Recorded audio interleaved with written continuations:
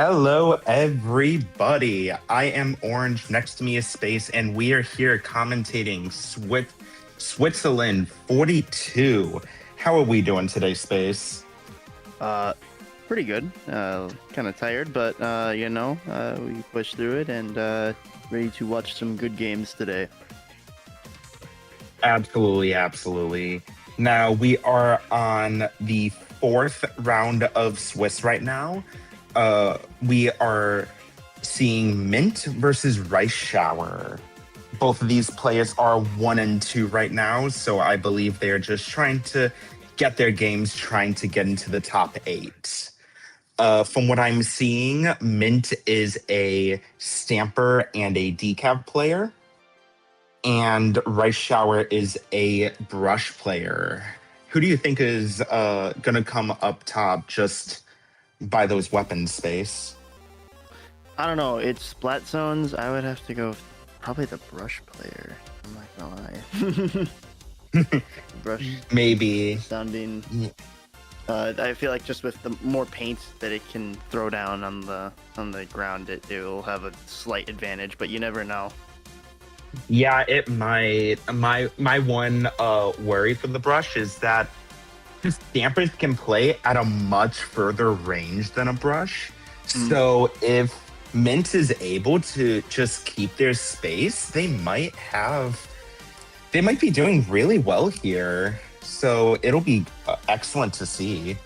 Yeah. I feel like if it's gonna be quite the matchup. I feel like because of how these two weapons play differently. Like you got two relatively close range weapons, but like you said with the stamper, it has a bit more range, so it can fight from longer distances, and we'll see how the brush player can come try to get around that and get some pockets of opportunity that they can take and maybe get some splats in and hopefully come out and win this game. Yeah, absolutely. The one thing I am seeing here, though, is that we are going to be on Hammerhead Bridge for our first game. And that's just interesting to me because the brush is definitely going to be able to get to mid before any Splatana, I feel like. So I do wonder if just that extra push for the brush can be used to cascade into just kill after kill, keeping the zone for it. Yeah, there's also the issue of Hammerhead Bridge. Just mid is really far, so if you get splatted, that's going to be even more points than any other map. I feel like that are going to tick down because like it's a 1v1. You don't really have anyone that can paint the zone for you. Yeah, especially because it is a 1v1 and it is splat zones. Yeah, like you said, it's kind of just like if you get killed, it's very easy to just get locked out. But I feel like I hope that the match will be at least somewhat even between the two like close range weapons. I feel like that would produce a much more what's the word I'm looking for? Close game, because they can come and dude, okay, this is my first time. I'm sorry, guys. Oh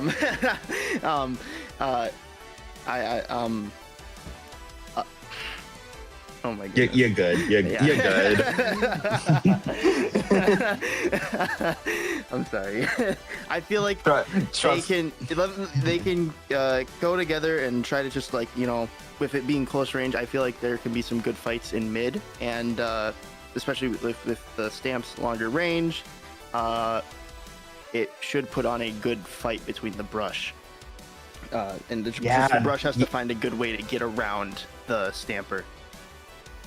Yeah, that's definitely one thing I've been seeing commentating Switzerland for the past 3 weeks now, is that the main thing is just being able to locate your opponent, and if you can do that, prevent them from sharking, sneaking up on you, flanking you, then you're honestly set. So it's going to be interesting to see how the Brush can just try and not have the Splatana player see where they are, because that's very crucial to Brushes. They should be used to that.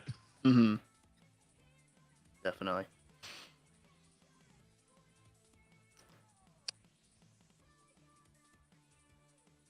Now, I will reiterate that for Mint, this is actually their second tournament. So it's hey, they've got to win. That's more than I can say about my first tournament. Yeah. Yeah, my past experience with Switzerland has always been getting knocked out. So it's fun to see when people win for the win, and for like the first or second time, you know.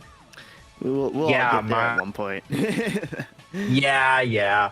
My first Switzerland was definitely my first Switzerland was Mhm. I meant to uh there were like six players. I was gonna get fifth and then one dropped, so I somehow got into top cut. Nice.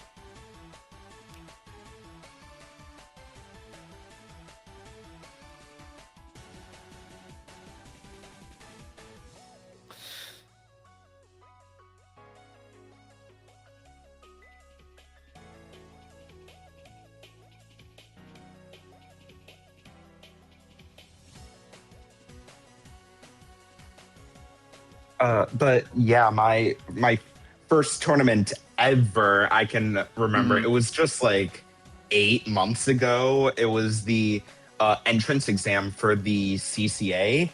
I Hmm. honestly don't think we won a single game. Mm. Yeah. I've been doing Splatoon, like Splatoon 3 competitive, quote unquote competitive, for the past couple years now, and still have not won a tournament, but we have come very close. I have come very close. Best result I think I've had is um like eighth in not World Cup, uh World 9, I believe. uh I don't remember which one, but I remember we did very well on that one, and I was very happy about that. Better than yeah, that's better than how I did in World 9.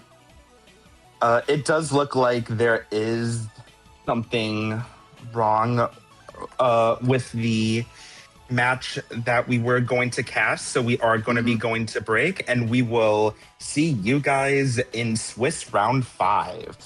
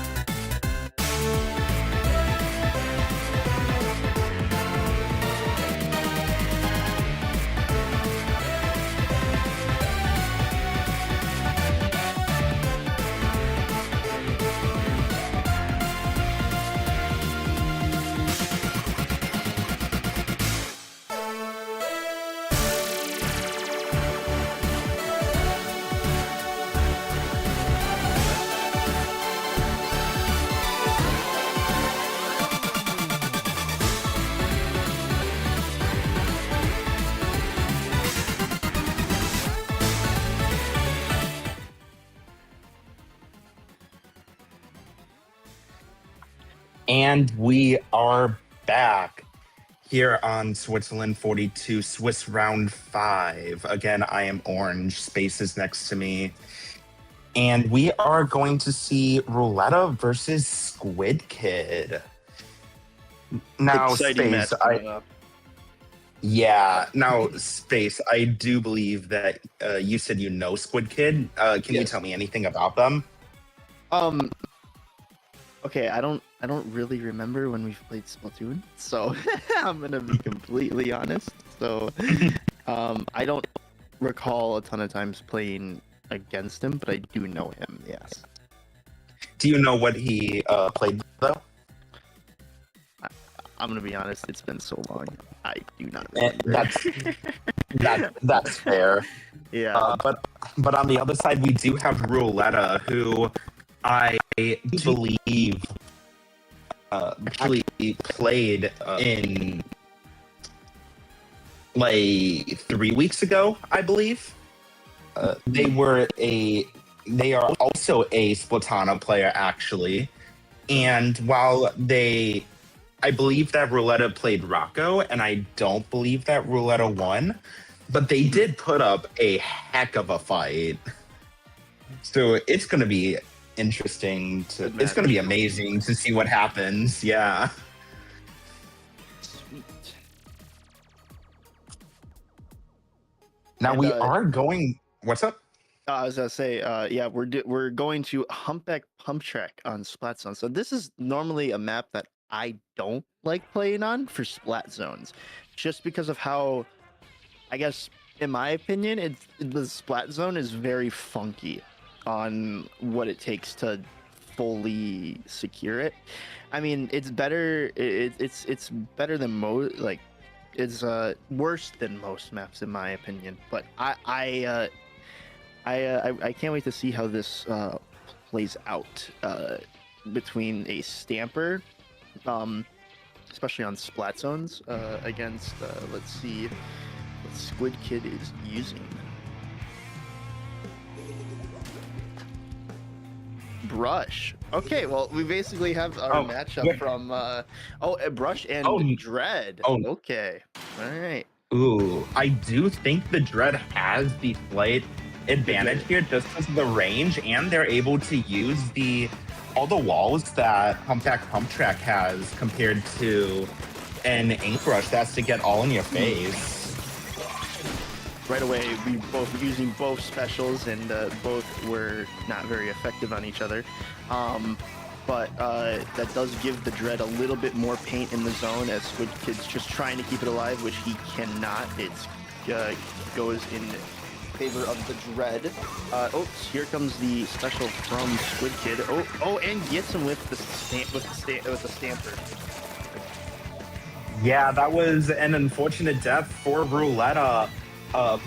But that's what we see about these 1v1s, is that since you don't have 8 people painting, you can get specials really quickly. Like we see, both of them have their special already, and I assume they're going to pop it. Rouletta popped it, and Squid Kid gets the kill as well. Yeah, that hammer is just really helping Squid Kid out with just getting into fights and winning them. And I think just using the hammer wisely is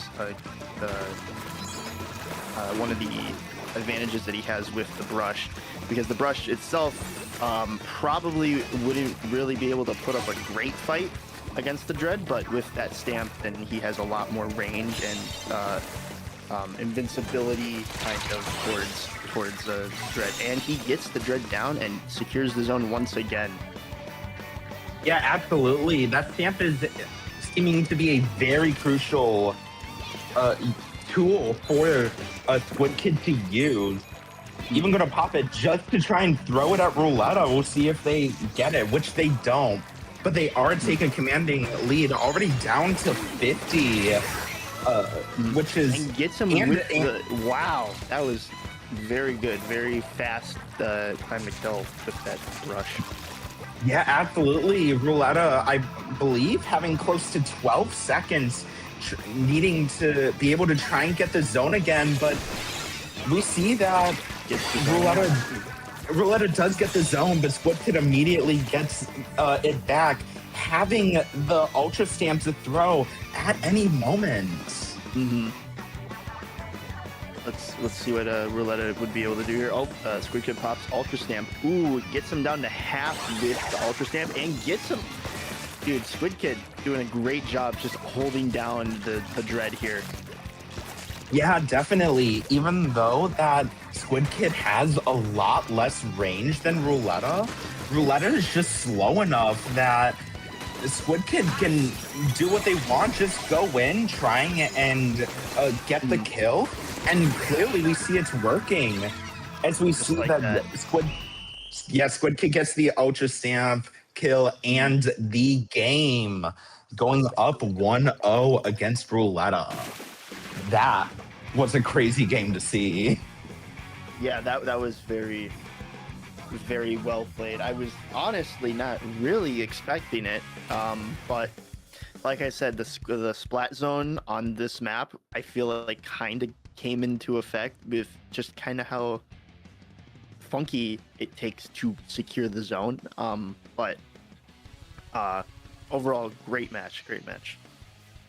Yeah, definitely. And we do see a trait that I do remember from 3 weeks ago, and that's just that Rouletta, honestly, very aggressive, kind of feeds a little. Like, you could see Rouletta dropping a lot and not using the walls to their advantage, which a Dreadbringer really likes. Mm-hmm. Do you think that they're going... I don't see Squid Kid switching, honestly, but do you think Rouletta's going to switch? Because I do know they play a lot of Stamper. I think he will switch here. I think he will switch, and I think Squid Kid will stick with the brush just because of how, or he could switch potentially to something like the brush, like an Octo Brush or something, just because of the zone. Nope, he sticks with the brush. Yeah, and Rouletta. Gal. All right, this will be. Ew. This Ew, will be 52 now. Yeah, it will. Oh, and we see that. That's why Squid Kid had 3 mains of special charge up. Really makes sense he already has it. He already has it and gets the kill with it. 15 seconds getting the kill. Now, the one thing is that it's a double zone, so it'll be interesting to see what'll happen. The one issue is Rouletta doesn't have the reef slider anymore, so they can't really cheese it. Yeah, but Squid Kid was hiding behind the bumper, sharking, and ends up getting the kill. And then being really aggressive, getting into Rouletta's base. Let's see if some... Oh my goodness, dude, the stamp is just unmatched right now. Absolutely. That would have been crazy if the Ultra Stamp killed. But Rouletta only have 18 seconds trying to have a way to get a zone back, popping up the Killer Whale to try and do something. But they do get the trade, and I do think that is going to be the win for Squid Kid. That's game.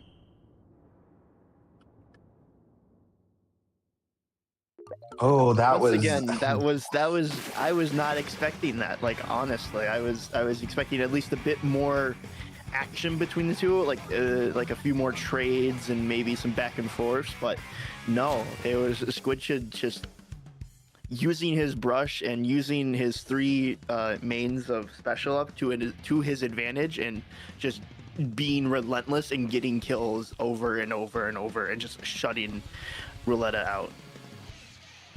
Yeah, honestly, after the first match, I kind of expected that more.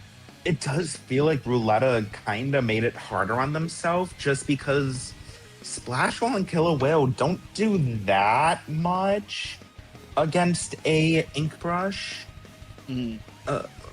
But yeah, Scorch Gorge is going to be interesting just because of the sheer size of the zone.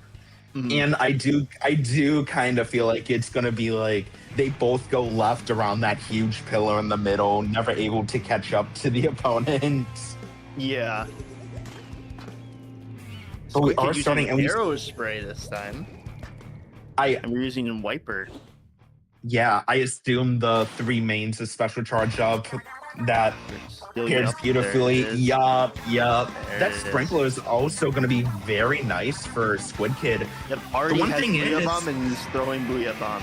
Wow, Yeah. not even 10 seconds into the game, he had it.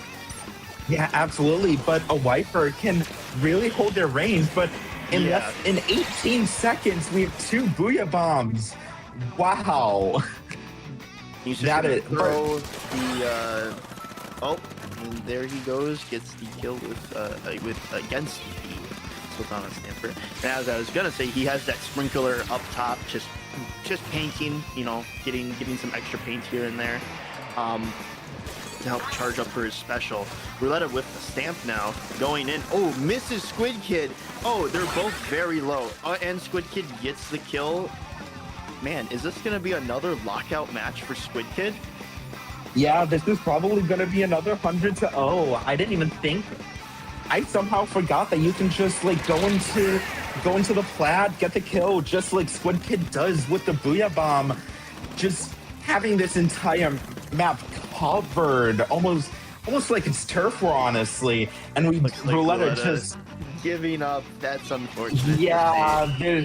There's not much that they could have done at that point, Yeah. and that is the 100-0 for Squid Kid. Wow. What great match, great matches from both teams, from both players. I feel like just with Squid Kid using just being very aggressive with the Ultra Stamp. He just overloaded Rouletta with the Dread and 52 Gal and Wiper. You know, all three weapons. He just like came at him over and over and over and just got the kills and just was very confident in how he played. I could tell. Yeah, definitely. And it kind of seems like a little BM with just the amount of Booyah Bombs. But like, if you're playing Arrow Spray, that's going to happen. It was interesting to see that it honestly kind of switched with Rouletta having the Ultra Stamp at the third game. So I was wondering to see if Rouletta would have been just that, do the same thing that Squid Kid did with the Ultra Stamp in games 1 and 2, but unfortunately it just didn't happen. Rouletta again being too aggressive for their own good. Yeah, definitely.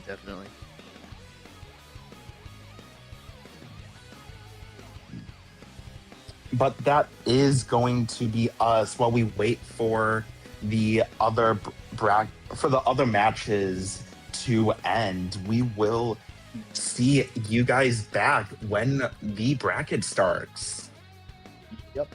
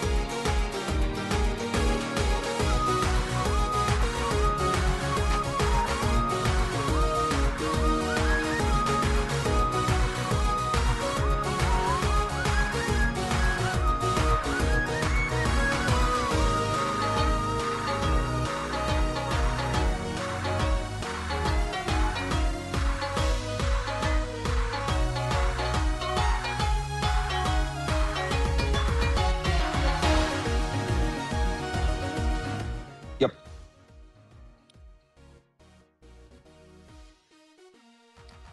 And we are.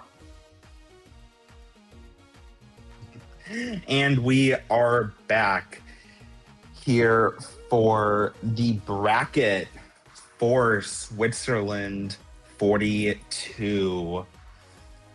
We Super are, cool. yeah, absolutely. We are seeing Alphonse, I believe you say that, versus Kiro, either one of the two. Uh, Definitely, honestly, just looking at their profiles, two beasts. I'm seeing. Yeah. Yeah, all, both of them having just multiple badges. Uh-huh. Yeah, Alphonse actually winning a Tri Strike Tuesday, something I wish I could say, but alas, maybe one day. Hmm. And while I'm not seeing anything for Alphonse, Kiro just has a bunch of weapons on their, a bunch of shooters on their Sendo profile, seeing them mainly playing the V Splash and V52 Gal. Hmm. And that's accompanied by the Neo Splash, Clause 96, and NZAP. How do you feel about that list of weapons, Space? I feel like that's a good list of weapons depending on what um Alphonse, or I'm sorry if I butchered your name. Uh, uh, if the other player, I'll just use that for right now while I try to um work out the name. I feel like that's a good weapon depending on what the shooters are good on what depending on what they choose. So we're about to find out and see what they chose. Yeah, All we right, see a 52 Gal from Keto, unsurprisingly, and a heavy has it. Splatling from Alphonse. Ooh, how do you feel like this is gonna go down? It's gonna be a battle of range, I feel like, and whoever can just paint the zone first. And I feel like Curio has a good advantage with being able to get fast kills, but Alphonse also has good range and can also. It's heavy is one of the best painting weapons in the game, so it's gonna be fun to see how fast they can charge it up and like get it off and be able to make fast kills happen, and just be able to see where the other player like try to like poke like what he was just doing earlier on trying to get kills and stuff like that. Yeah, definitely. We see that Alphonse gets the first kill of the game using that range. However, Keto has a bunch of ways to get back, like they did, or like they're about to, just because they got killed again. But yeah, Splashball is definitely a way that they can shorten that range, because if they hide behind that, Alphonse really can't do anything but kite, honestly, I guess. But also the Killer Whale really does a number against a heavy Splatling, just because they can't really charge. However, they do survive this and get the third kill of the game, and that is going to be the win. Yes. Great match. I will say, Yeah, in my time of playing and watching Switzerland, it's depending on what the mode is, it's very lockout heavy. And if you can lock out an opponent, this just goes for 1v1s in general in Splatoon. If you can lock out an opponent, you can most definitely win the game. You just have to be very confident that you can lock out someone. oh yeah, absolutely. I do think that it being Wahoo World helped a lot, just because the height of the zone compared to the area where you have to get up to the zone really helps, especially such a long range weapon like heavy. Just keep that lockout, be able to do whatever they want. Yeah, definitely. Yeah. The one thing is Keto didn't really try taking an alternate route. Like they could have maybe not taken the left route would have definitely given them more height. but the right route would have been a lot more sneaky because I don't think Alphonse was keeping track of it. Yeah. Well, as we're coming on to Scorch Gorge now, we see a weapon change Ooh. in Junior, and we're gonna not see a change in the Heavy. I feel like the Heavy might struggle here a little bit just because of how big the zone is, and with the Juniors just being much faster in terms of painting. I feel like the Junior can just get more paint down and can get around the zone much faster without having to like charge or hold a charge. So as we can see, Junior taking the zone first, as the Heavy Splatling is just sitting up on the grates, just waiting for an opportunity to get a kill on the Junior, but the Junior is just too fast. Yeah, definitely. I do feel like this is going to be kind of like last game where Alphonse is going to have a lot of trouble getting that first kill. But once they do, it's going to be easy pickings. And unfortunately, they could not get the kill on the drop there. So Keto is just going to have to try and get back into Alphonse's base, charge up a bubble, and try to lock out. Yeah. We'll have to see how that goes. Oh, okay. Oh, there we go. We're going. That's odd. Yeah. Yeah. Looks like we're gonna just see a lot of just back and forth zigzagging, just to confuse and get like out of the way of the shots of the Heavy. And it looks like Kiriko's and jeez. And there was a trade, which is going to allow Keto, I believe, to get the win there. Yeah. All right, good start. 1-1 in this best of three set. So hopefully, whoever, well, not hopefully, but whoever wins, this will be a good final match to see who moves on and who gets sent down to losers. Yeah, absolutely. And it's honestly probably gonna, I don't know what the stage is gonna be yet, but it is going to, Inkblot. Yeah, it's definitely gonna be the same thing. I feel like just the Junior hiding behind the tower, just the tower in mid, and that the mobility, the bubble, the constant splat bombs, because I did see enough Inksaver sub for Keto to get 2 splat bombs. I do feel like this could be a repeat of last game. Yeah, definitely. Let's see if there's mini this time. So we have a bit faster movement around with the mini. I believe a faster time to kill. So this will be very interesting to see how this plays out. But we already are losing that, damaging each other. Yeah, we are losing that range, but we have that ultra stamp that we all know and love from the last Swiss round. So I feel like that's going to be crucial for Alphonse to get that first kill. Yeah, just taking advantage with this stamp, but the Junior just painting, just going in circles, painting over what the stamp just painted. That really helps help stop the stamp from taking the zone. Yeah. Absolutely called that would happen. Wrong map, but close enough. Yeah, although it's been a minute and no one has taken the zone, it's almost like I'm playing Eel-Tail Alley at this point. But we are just going to see another cat and mouse scenario here with the Ultra Stamp.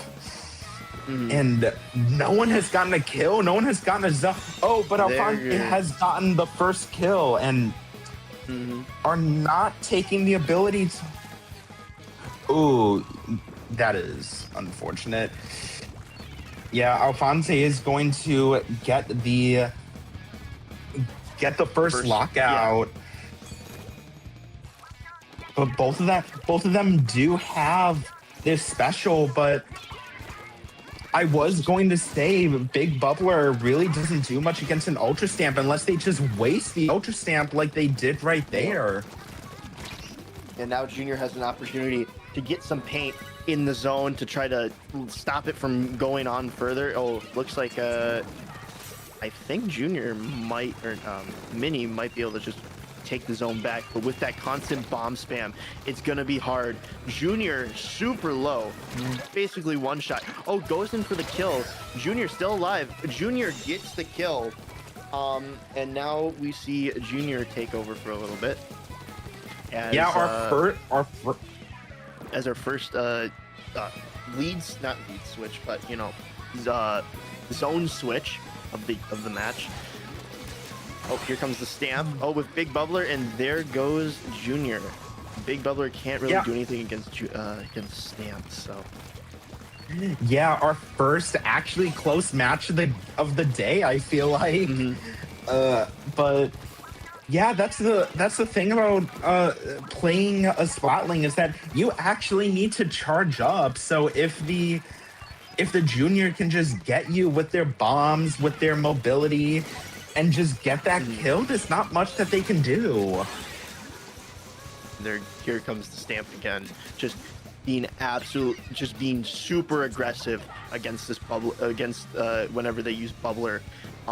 It just overpowers it. There's nothing the Junior can do except for run, and yeah, just the Junior or the Mini just being very aggressive now, just trying to keep the zone and not let them get past their little platform here.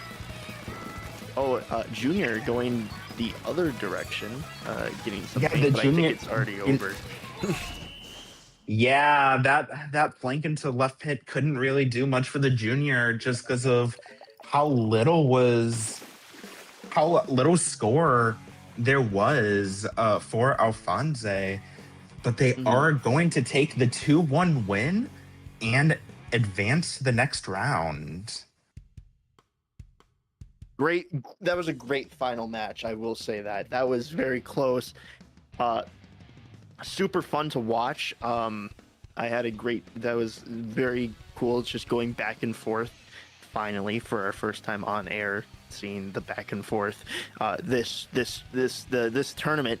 But yeah, no, overall great match, great performances by both players, and yeah, excited to see what the next match brings for us. Yeah, absolutely.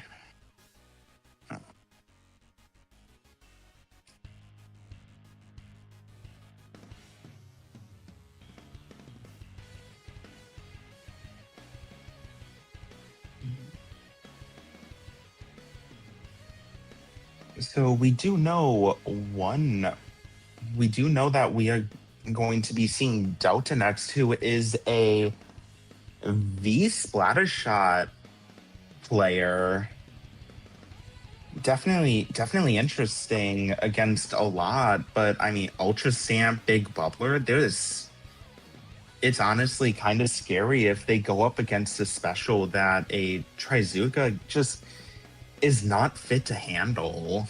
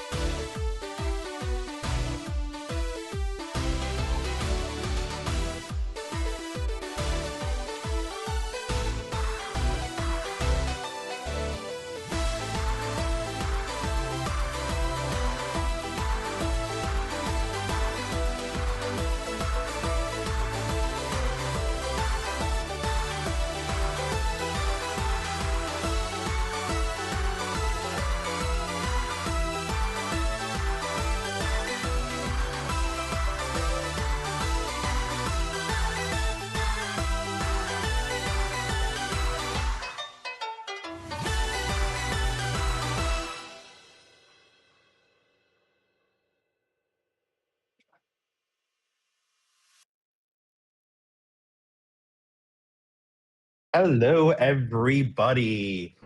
We are back with round two of brackets in Switzerland 42. As always, I am Orange. Next to me is Space. And we are going to be seeing Bonk versus Delta here. Seems like a great matchup coming up. We have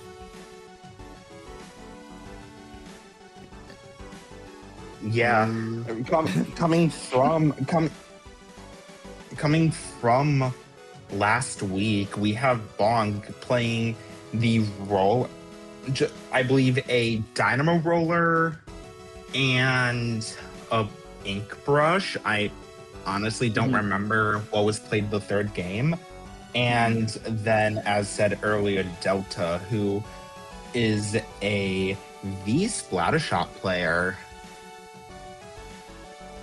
It's gonna be very interesting. I will say that rollers. I mean, in my opinion, I feel like the shooter, the spotter shot, will probably come out on top of here. Just I don't know, but you can't just sleep on any roller players because there are some really good roller players, and just looking at their Sendu profile, it looks like we have a very seasoned roller player coming up to the plate and getting ready to hopefully win this set. Yeah, absolutely. +2 server, caked in badges, 2,000 plus Switzerland power, tons of top 500s. Bonk is just crazy, and I do think Inkblot Art Academy, especially if Bonk does go for that dynamo, is going to help because they can just go up top, get just fallout shots because dynamo is busted. I don't know what the devs were thinking, and that'll make it very hard for Delta to get in, take space. Yeah. I think what you said with the devs, I think they're just trying to have a little fun and mix up the meta.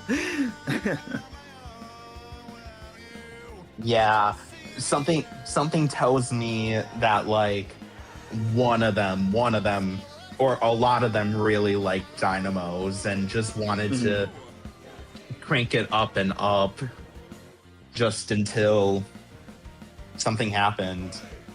Actually, fun fact. You know that trailer for Splatoon Raiders that got released? Yeah, you don't play as the main character. You play as a dynamo roller. Yeah. Well, for map, we are going to Inkblot Art Academy.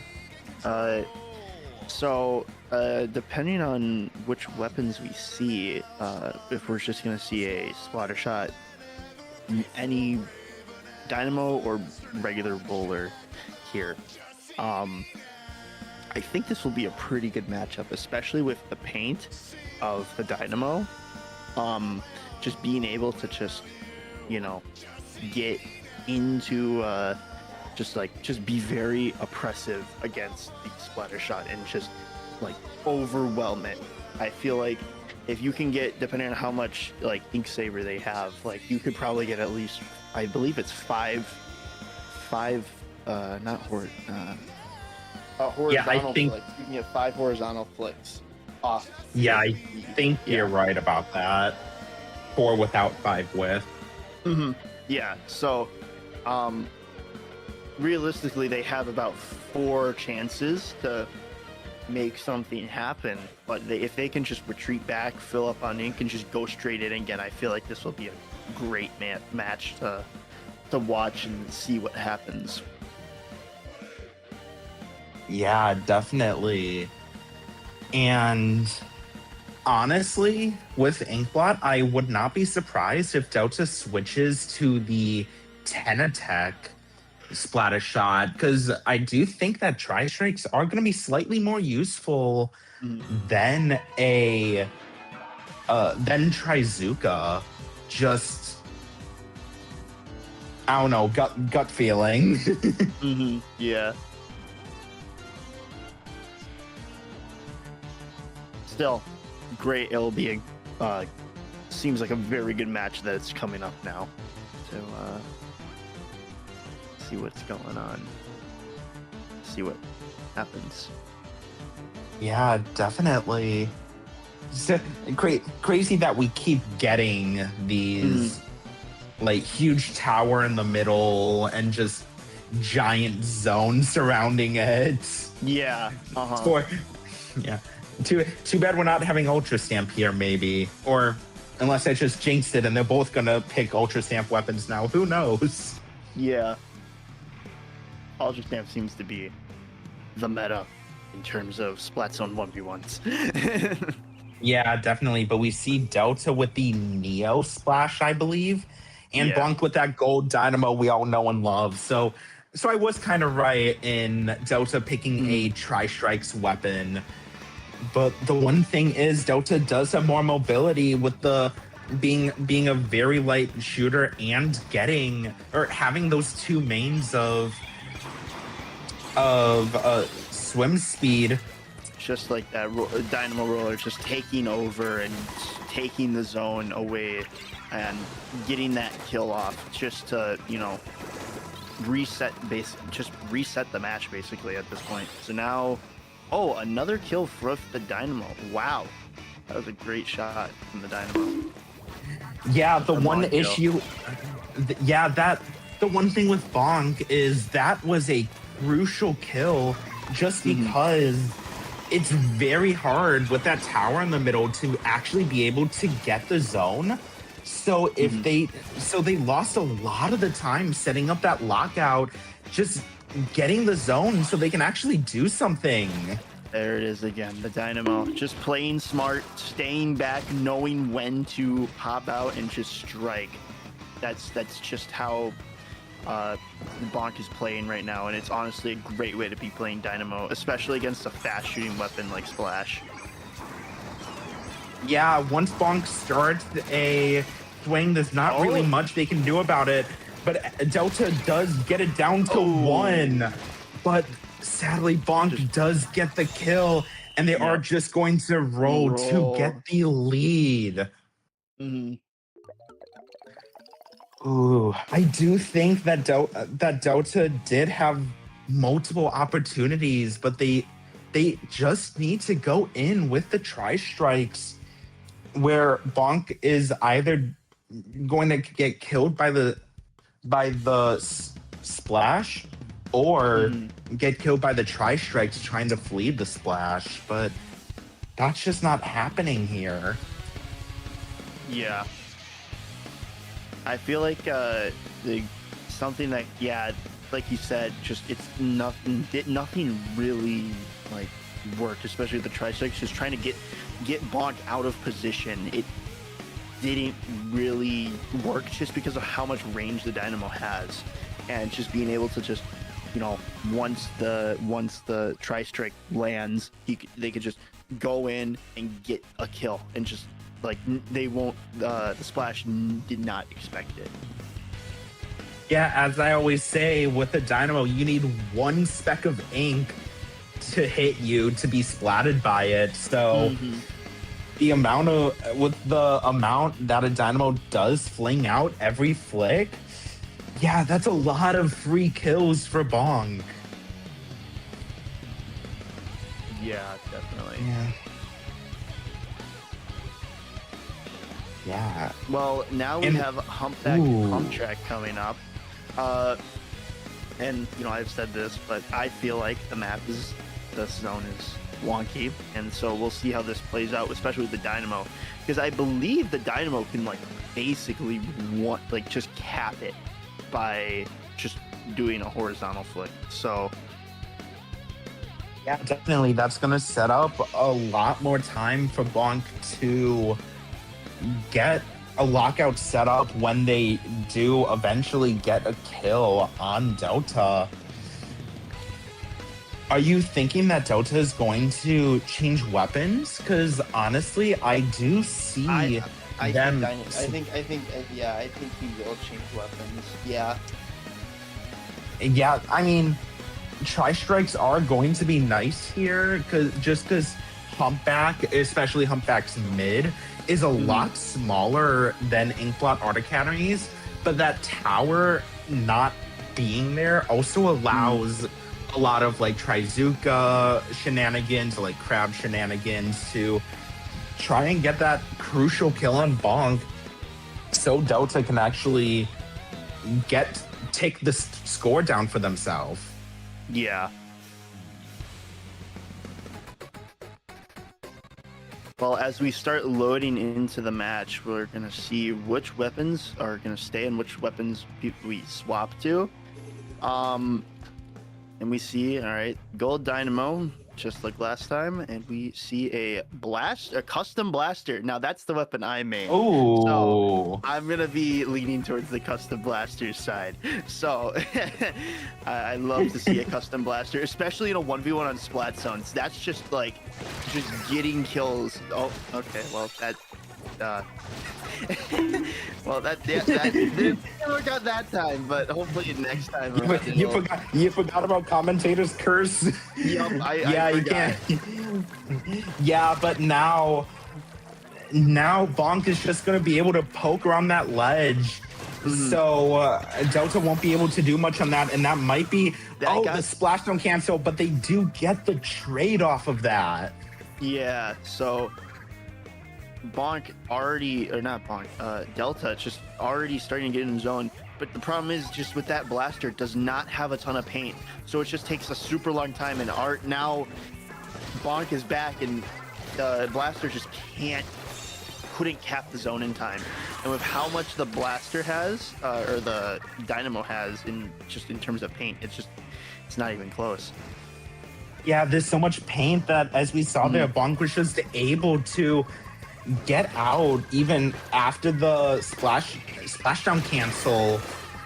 So and that is going to be the 2-0 win for Bonk, allowing them to go on to the next stage of bracket.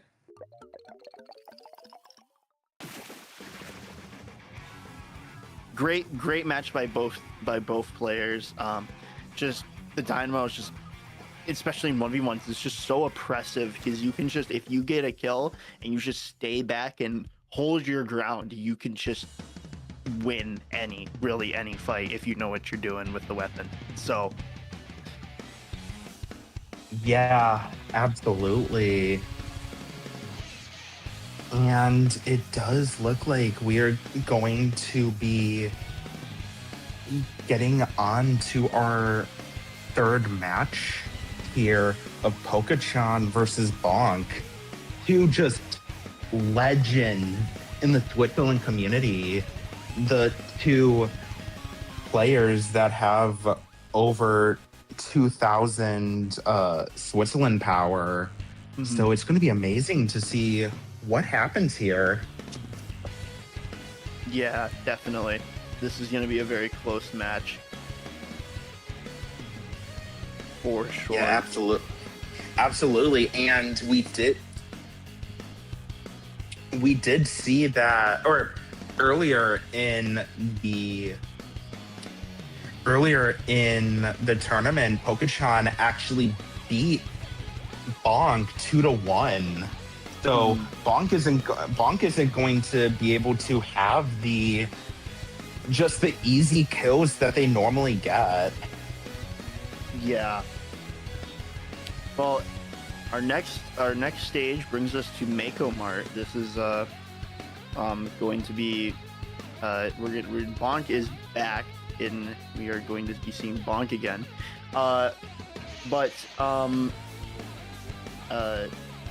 I'm going to butcher this name terrible.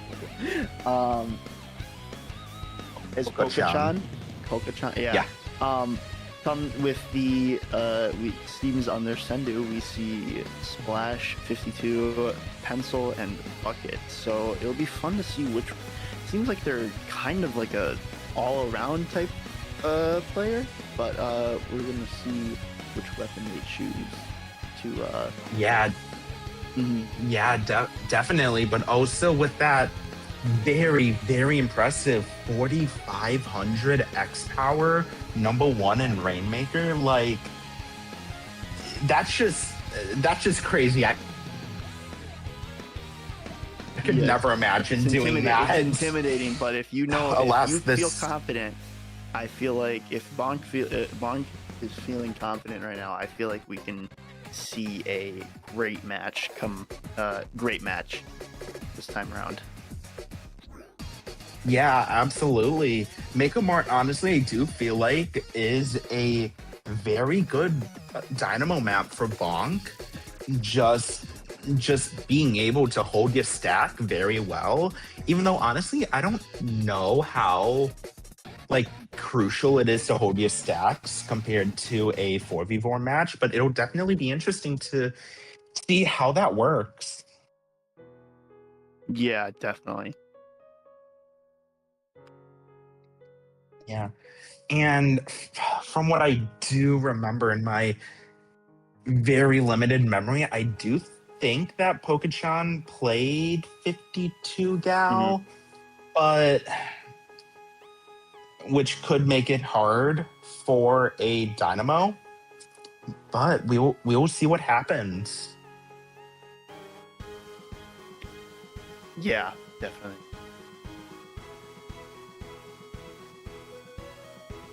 This is our first time doing Make a Mart on stream, right? I believe so.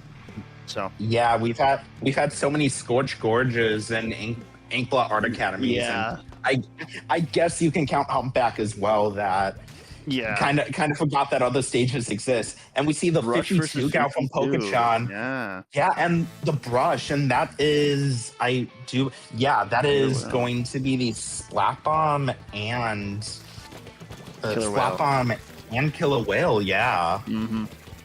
Yeah, this So is gonna. I feel like this is gonna be a good match, just to try to see who can get the first kill.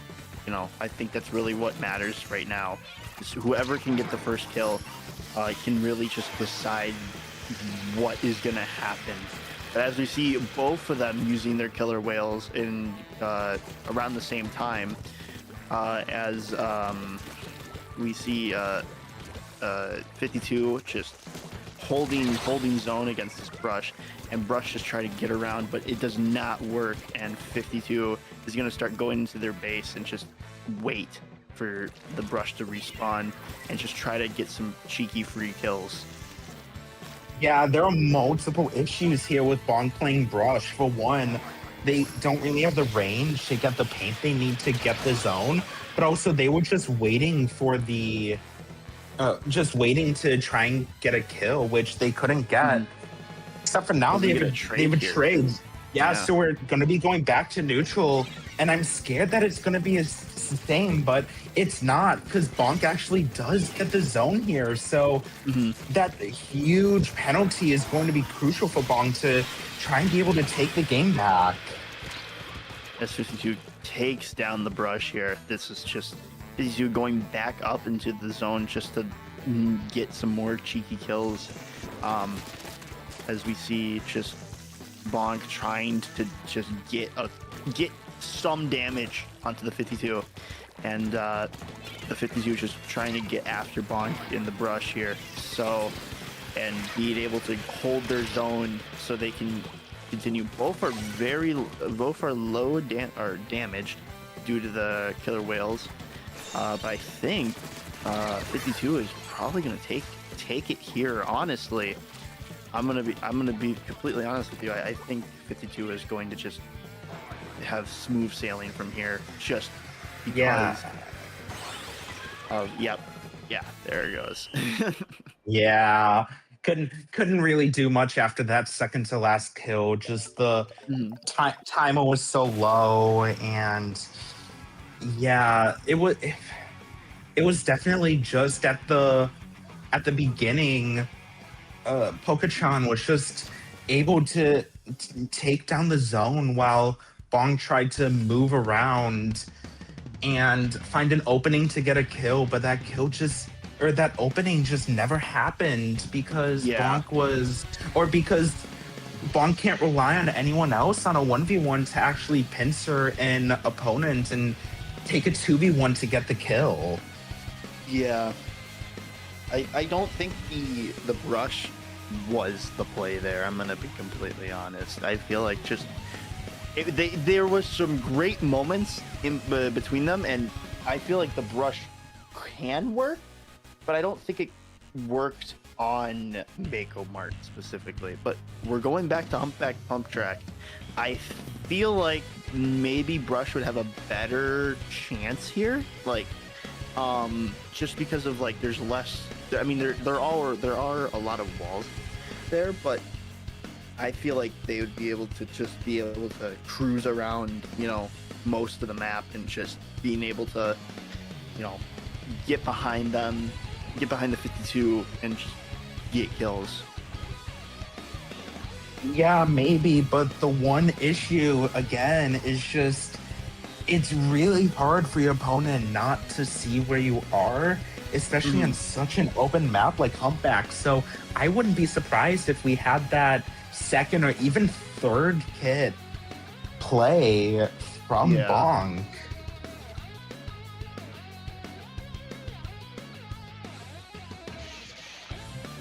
Still looks like this is going to be a great match coming up. Absolutely. Bonk, having played against Poke-chan 4 times today, knows, and being such a high-level player, knows Poke-chan's tendencies and know what's going to happen. And considering that Bonk picked Humpback Pump Track, definitely has something in mind. Yeah. You see a Bamboozler and Dynamo. Okay, this is going to be quite the matchup. I'm not going to lie. This is... Oh, we have a have lot of bamboo. Yeah, sadly, we need to see more in Switzerland, but yeah, it's gonna be interesting. I don't know how I would play bamboo here, honestly, but yeah, that very high paint from Dynamo is going to help them a lot.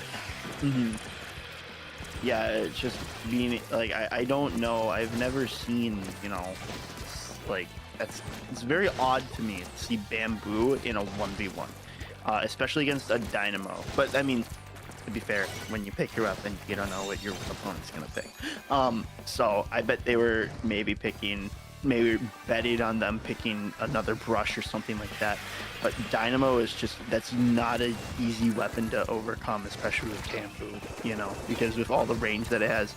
Bamboo also has a lot of range, but the Dynamo can kill in the range. I feel like that bamboo not all the range, but looks like bamboo here getting the kill and being able to take the zone to put a bunch of penalty points onto Bonk.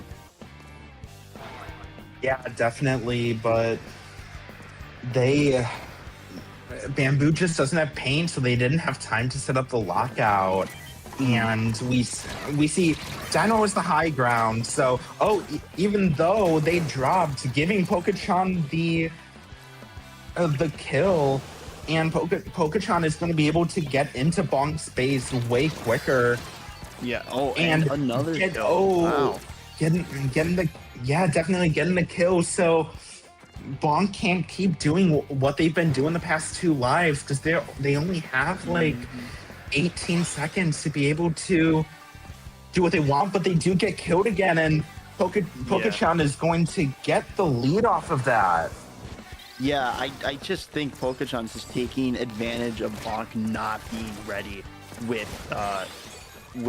and there it goes, but it's too late. Bonk got a kill too late, and it was over. So now it is, I believe, 2-0. Yeah, 2-0.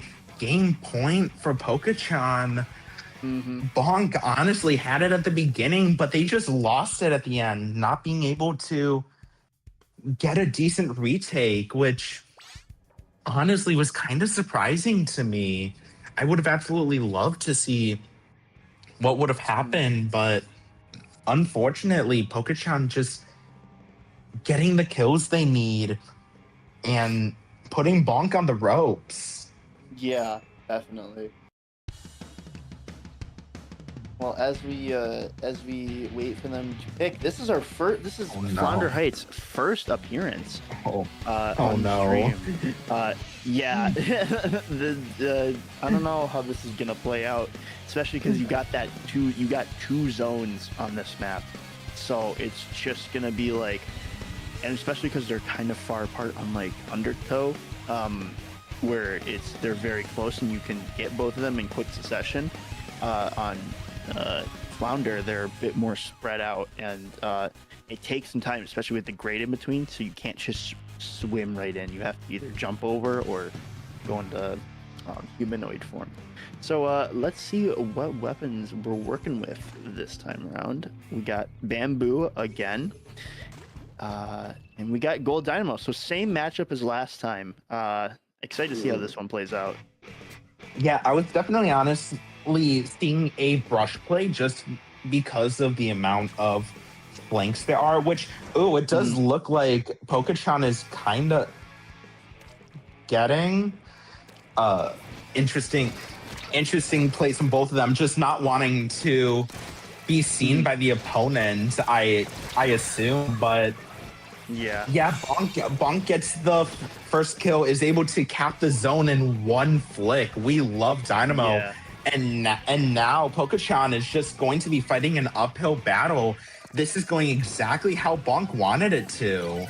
Yeah, because you got that Dynamo, and it's just you can be so high up, and you can just play high ground, especially with Dynamo. But it looks like Bonk right now just taking the lower ground and just letting this play out, and it looks like Pokechan's gonna take the zones here, had some penalty points on the Bonk.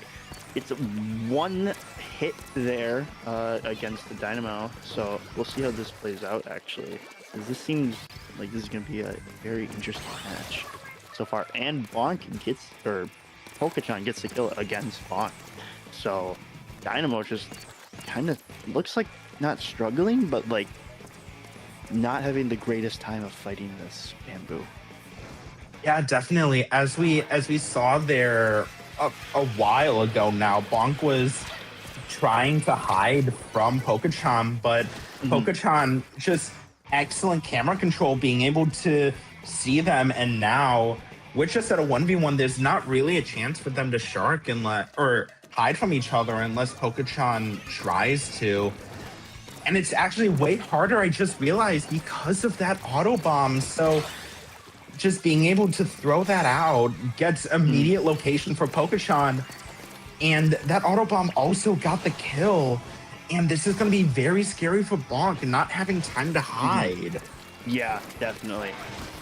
Looks like if Bonk can come back here, this is going to be one of, in my opinion, like I think, a crazy upset to keep this to keep his their set alive.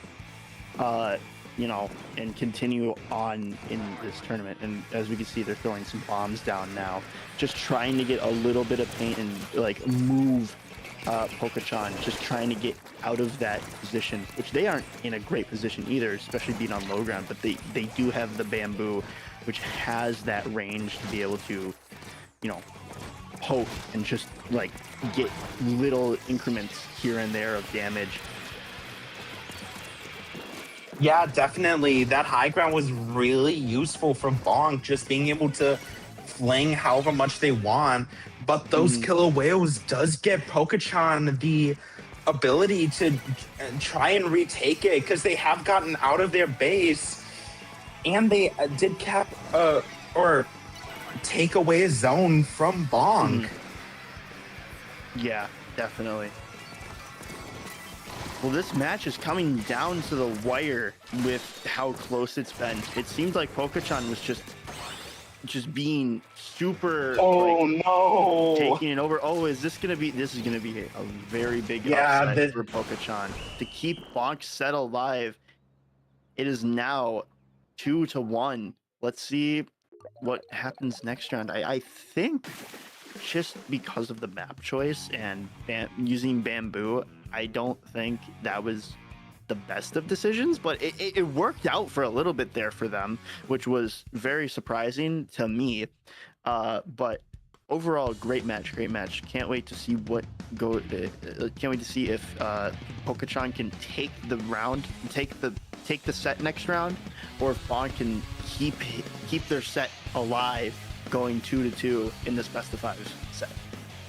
Yeah, definitely. And we do see that immediate pick for Crab Lake Capital. I'm not actually too sure what Pokechan is thinking of here. Do you have any idea, Space? Honestly, I feel like maybe I believe they played 52 in the first round. I think 52 might come back out for this round, but I would not be. It's not out of the water or it's not, out of the blue that they can use Bamboo again, because it seemed like they had decent success with it, especially in the first half of the last round and on what was it, Humpback? Yeah, it was Humpback. Yeah, Humpback and Humpback. Mm-hmm. Yeah, it's definitely interesting. I don't think that the heights, the ranges of everything helps a Bamboo against a Dynamo here. Mm-hmm. So maybe Pokechan is going to be getting the 52 gal, but I would have thought that Umami Ruins would be picked if Pokechan was going back to the 52 gal. Mm-hmm. Yeah, this is gonna be. There's a lot of questions up in the air on what weapons we're gonna be seeing, but we're gonna be seeing them now. It's just hopefully, I don't know. I hope this match. Oh, here is the Bamboo again, and Splatana Stamper. I forget which version that is. That is Autobomb and Booyah Bomb. Yeah. So, yeah. Oh, we do see opening Gambit from Pokechan, so they do very much intend on trying to get a immediate kill, trying to get the zone, but that's just not happening. Bonk is playing very mud. Yeah, definitely. Bonk gets the kill there, actually. So Pokechan is just going to be down a main for the entire game, which is going to be very hard for them. But Bonk can really be anywhere. That having close range to Bamboo, I'm not sure off the top of my head who is longer range, but just the amount of poking that they can do, plus that Booyah Bomb, is going to be really helpful. Yeah, definitely. I feel like Pokechan could get a nice comeback here, but we're gonna find out and see as he pops Killer Whale to try to get a little bit of damage on Bonk, which does work, and it looks like Pokechan now will get the zone, and that adds a lot of penalty points on for Bonk. Yeah, now we're able to see what Pokechan does, or what their plan was for this whole thing. Already getting one shot on Bonk. Alas, that Killer Whale does not do as much as it would against a Dynamo. Yeah, definitely. Just Bonk or Pokechan just has to play their just stay back here, just like well, not like what he did there. And it seems like Bonk is going to just hold zone here for a while, as Pokechan tries to come back in and get a cheap kill on, not a cheap kill, but a kill on Bonk to try to win his set here. But I think Bonk might be able to come back, just because of there's not a lot you can do against. Oh, actually, never mind. It looks like looks like Stamper was just killed. Duh. Yeah, Sorry. yeah, definitely. That killer whale is actually doing a lot more than I thought it would, just because Mhm. Bonk can't put up as much pressure under and poke the poke Pokochan's base if they do have a killer whale locked on them.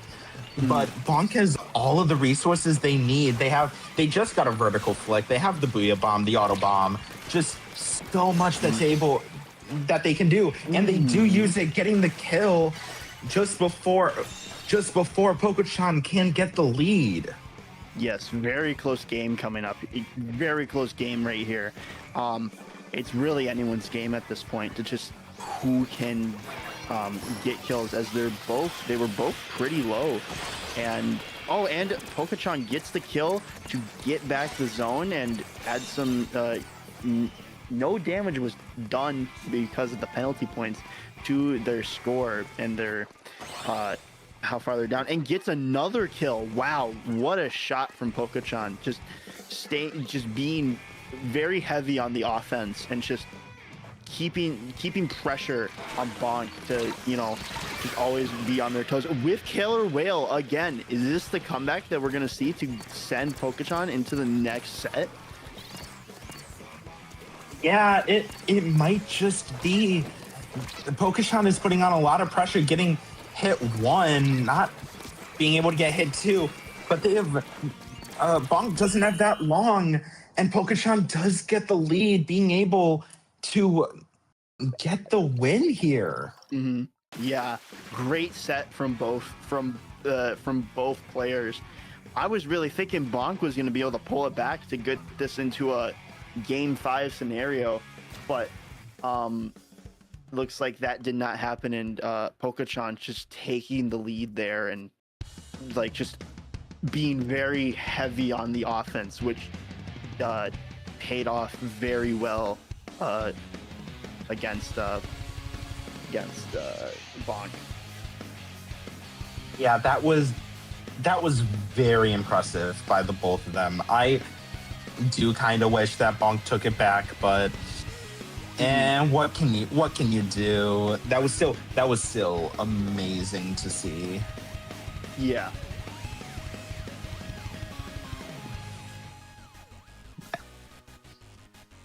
And while we do wait for matches to end, getting us to our next game, we are going to head over to a break again. So we will see everyone later.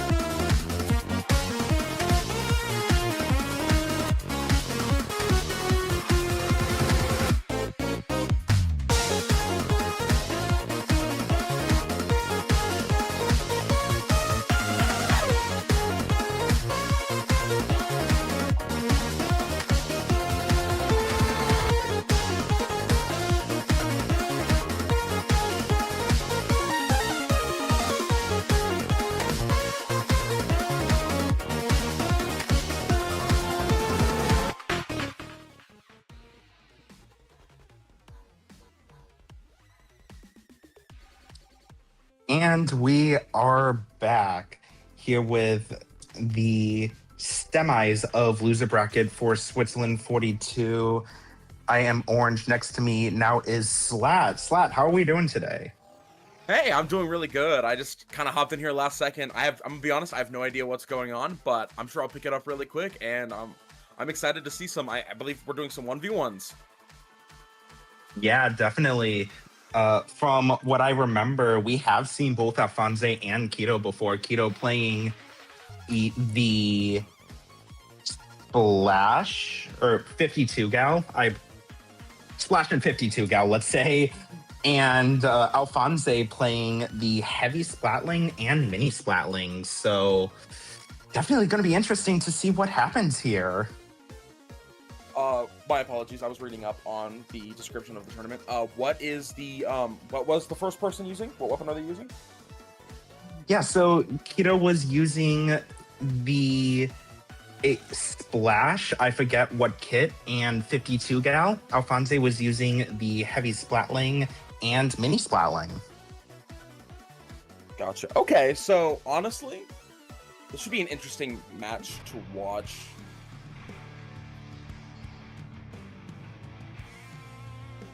Yeah, definitely. And best of 3. Okay. Sorry, I'm catching myself up. Yeah, you're good. You're good. And we do see the Claws 96 versus the heavy splatling. we're seeing Keto have some range that we didn't see them have before. Plus, that cooler is going to allow them to just be able to get into the action way quicker than they were earlier.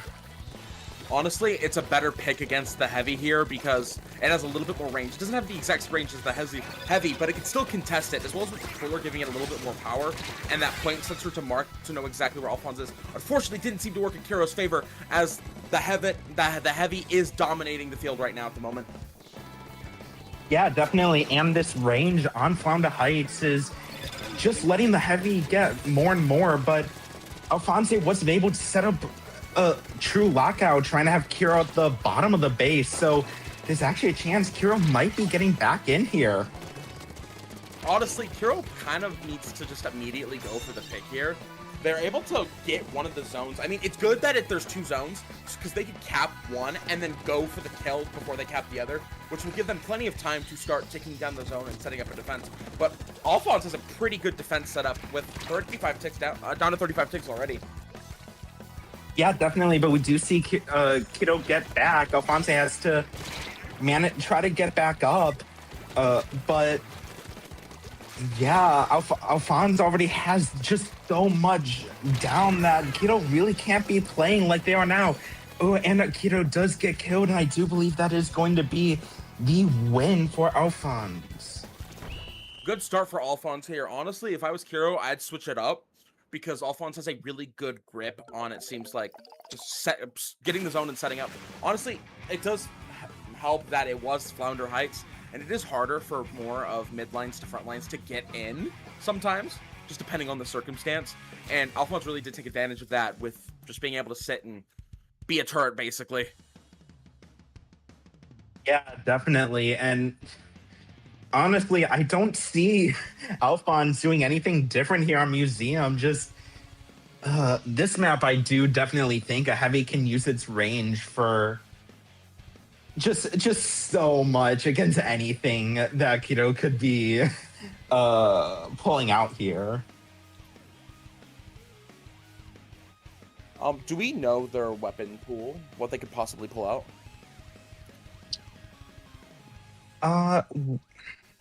They can play anything, but Kiddo on their Sendo profile has first and second kit Splash, 96 gal, Claws 96 gal, sorry, Gray NZAP, and 52 gal, which I honestly would not be surprised if they pulled the 52 gal out here. Honestly, yes, it does have less range, but if there are ways to take advantage of the short range and sneak up, plus the killer whale, if you paint for that, you can throw that out, use the wall to protect, and honestly, I feel like it would work well here. It looks like they switched to Splash, which will actually, that sounds like a good pick. The Burst Bomb for chip damage and Crab for, they both have a heavy now, technically. Kiro just has to paint for it. Yeah, definitely. Kiddo can definitely just get the range that they need for the, with that Crab, able to try and get a pick on Alphonse. Well, honestly, it looks like a pretty stalemate right now. Alphonse trying to get out, but the Crab is doing really good at keeping him from getting in. Now Kiro can use the Splash. Now that was a really good strategy, bowling with the Crab, then pushing in with the Splash. Yeah, that was really great. And we do see just the amazing thing about 1v1s, and that is, like, you don't have 8 people painting, or I guess 4 people painting in your colors, so you're able to get specials really quickly. Just like we see Kiddo having the Crab already and popping it, trying to get another kill on Alphonse.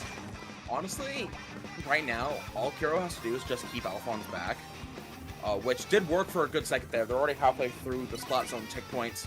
But honestly, they just kind of have to outpaint Alphonse, which at the moment might be a bit difficult because Alphonse does have a little bit more range. But if they just keep painting over what Alphonse paints, they'll get their Crab again and just start shooting at Alphonse again. So honestly, really good pick. Though we see the Wavebreaker do come out, which might work in Alphonse's favor here. Let's find out. Oh, that Wavebreaker just got shredded, but it does let Alphonse get this just slightly more time to try and do what they want. But unfortunately, they haven't taken the zone here, and they dropped. So uh, even though that Alphonse survived the crab, Keto might just be able to go in, use the environment to their advantage, and get the kill. Yeah, honestly, this is a pretty interesting stalemate we're seeing here. Hero just needs to, like, get some confidence and push in. Although it does seem to be working. The points are still ticking down for them. Yeah, the thing with museum zones here is that either you have to spend time trying to splat your opponent and letting them tick down, or painting the zone yourself. But Alphonse gets the kill on Keto, is able to get the zone, and is able to start a lockout here. Honestly, backing up and going into their crowd there was a bad idea. They should have just kept doing what they were doing and spacing out the heavy with their splash and burst bombs, and they probably would have just kept the zone. We see Alphonse does get, oh my gosh, Kiro does get the pick on Alphonse and retakes the zone. Has a pretty hefty penalty to break through, but with 2 minutes left, plenty of time for Kiro to break through it. Kiro's gonna immediately push into the base to immediately start and see if they can keep Alphonse from getting in again. Yeah, definitely. Just Keto is using just all the obstacles, all the walls that Alphonse can't shoot through, just to hide, let the zone tick down, and that's really working out for them. Yeah, and honestly, Alphonse in a pretty interesting situation here. Same with Kiro, but Kiro taking it. There we go. Honestly, the crab is nice for when Alphonse is in the zone, but honestly, if Kiro's also in the zone, but I said that wrong. If Kiro's not in the zone and Alphonse is, it's good to push him with the crab. But if they're both in the zone, stay out of the crab, man. You don't need it. You're way more aggressive just on the splash and the respawn alone. And honestly, hey, game 3. I wonder how Alphonse is going to switch it up for this last game, because splash seems to be working for Kiro here. Yeah, definitely. And we did see Alphonse on that mini splatling earlier, but I'm honestly not sure if that's going to be picked here. Interesting. I could see both teams sticking to their guns, like what they currently have. Ooh, but Manta Maria, ooh, I don't know. It could be good for Alphonse to hang up on Mast and just paint the zones, but also Alphonse has, if they don't switch, they have the crab, which has the same range, but they can also be a little bit more of a rat and aggressive and just go up and kill them. Yeah, I could definitely see either happening. Alphonse does really have just a lock if they can get up to the gray, just be able to see Keto wherever they want. Or honestly, I could see Alphonse switching to Mini here, being able to have decent fights with Keto, try to out-mech them, and they even have that ultra stamps if they say pop crab or anything else that's needed that can be solved with hammer. God, I get you. Honestly, we won't know until we see. Ooh, we pull out the Zimmy here, which has bubble. I don't know what its sub is. And Kiro's got the sloshing machine Neo. Oh wow! So we're gonna see Booyah Bombs, I believe here. Oh no, try Zukas. No, Zukas? Yeah. Point puncher, which is really good, honestly. I think it's a good pick from Kiro. And the Toxic Mist Bubble from Zimmy. Honestly, good picks from both these teams. Both very aggressive plays. As we see, Kiro draws first blood and immediately takes the zones, though. Yeah, definitely. It is going to be interesting to see what Alphonse is thinking, because I did see 2 mains with special charge up, so that I don't believe I saw earlier. So it'll be interesting to see just what they plan to do with all the bubbles they have. Honestly, I think it'll be great for exactly that reason right there. I was going to say that Trizuka. Honestly, the moment it comes out, Alphonse can just pop bubble and just kind of hang out for a second. And if Kiro approaches them, they have the advantage because Mini has a little bit of range. As you can see with that, Alphonse immediately takes Kiro down while utilizing their range. Yeah, you're absolutely right. Trizuka does nothing, and it'll definitely be interesting to see what happens on retake, because it doesn't look like Kito's going paying that much for special, but they do get it anyways. Unfortunately, Alphonse immediately pops bubbles, so Keto has to has to wait to use it, and they're not going to get the kill with it. So Alphon is just going to have more time to lock out and do whatever they want. Yeah, honestly, if they get Kiro, I think once more here without any like zone pause, Alphonse wins. But as you see, Kiro is able to take one zone. Alphonse doing the strat I was thinking of them that they should do if they had the heavy, but it seems to be working with the Zimmy here as well. Both of them have their specials. I bet you one's waiting for the other to strike first. Oh wow, the Trizuka wasted as well. Good use of the bubble as Alphonse takes our losers bracket semis. Good job, Alphonse. Great, great, Alphonse. That was very interesting. I think that was just very unlucky on Keto's side because, yeah, their special was kind of useless there. So that did not help at all being able to do anything. Honestly, yeah, that was really good play from Alphonse there. Up next we have Bonk versus Alphonse, which is there like a bracket I can look at for this? Right here. Yeah, so Bonk we have been seeing having a gold dynamo and ink brush. So definitely not two play styles that are close to each other. Can you keep talking for a second? I'm gonna read this up real quick. Yeah.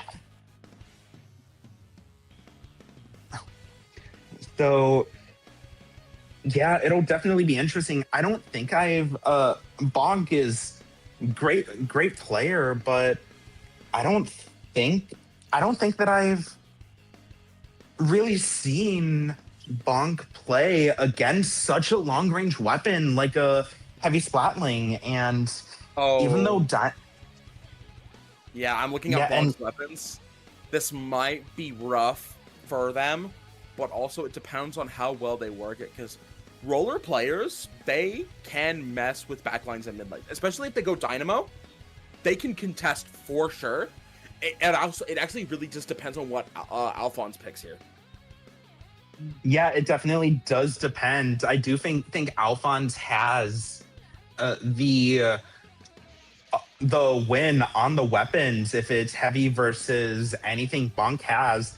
But one thing Bonk definitely does have, as we've seen time and time again, is mechanics. Just being able to get tons of kills, outmech their opponents, which is very useful in a 1v1 when you can't fully rely on strategy, can't rely on your teammates to do anything for you.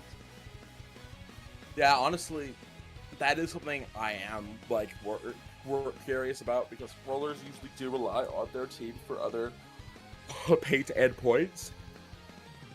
Yeah, same for Ink Brush, honestly. Bonk is dropping for a Sunday Q match. Real. That's so real. But hey, it happens. So it looks like Alphonse is gonna move on to that was finals, loser bracket final. So we're going to grands now.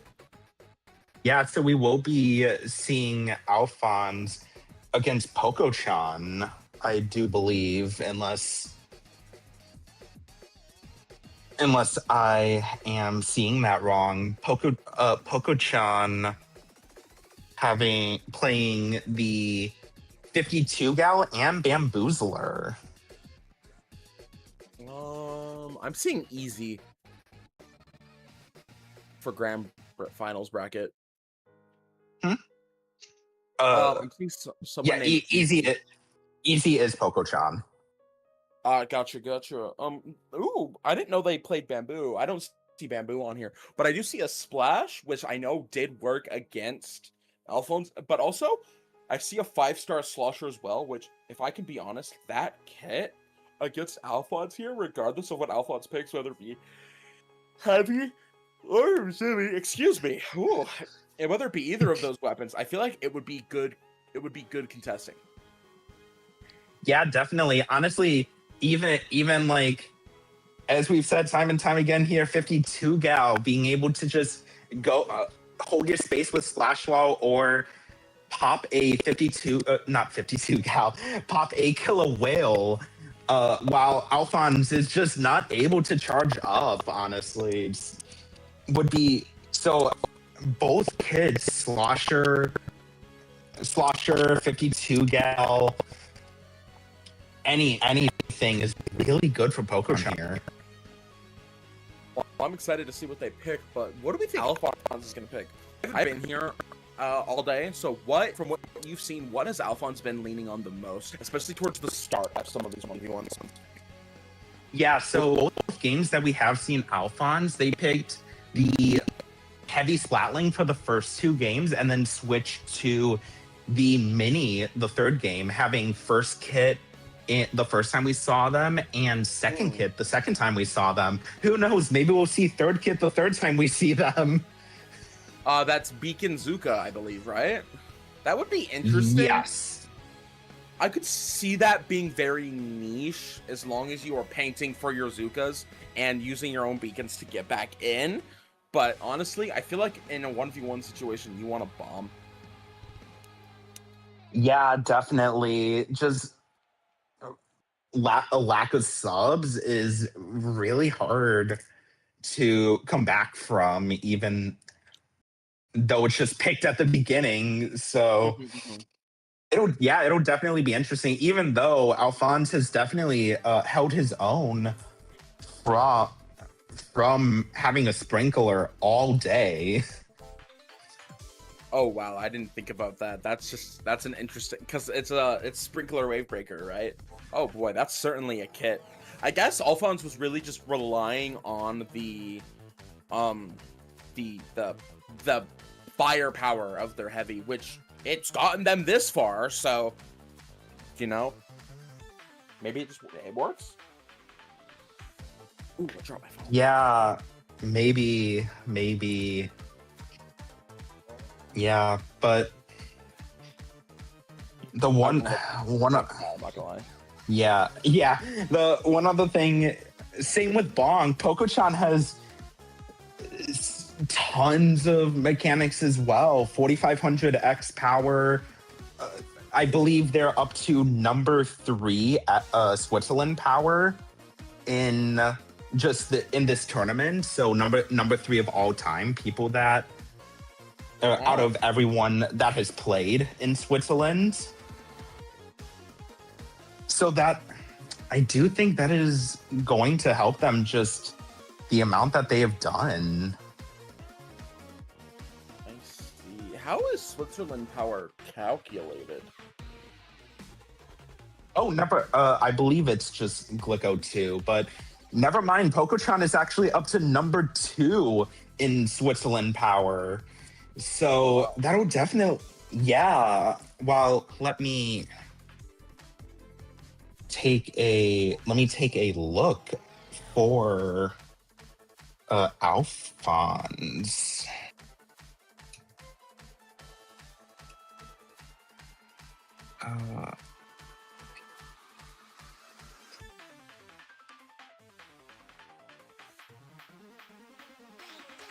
Alphonse is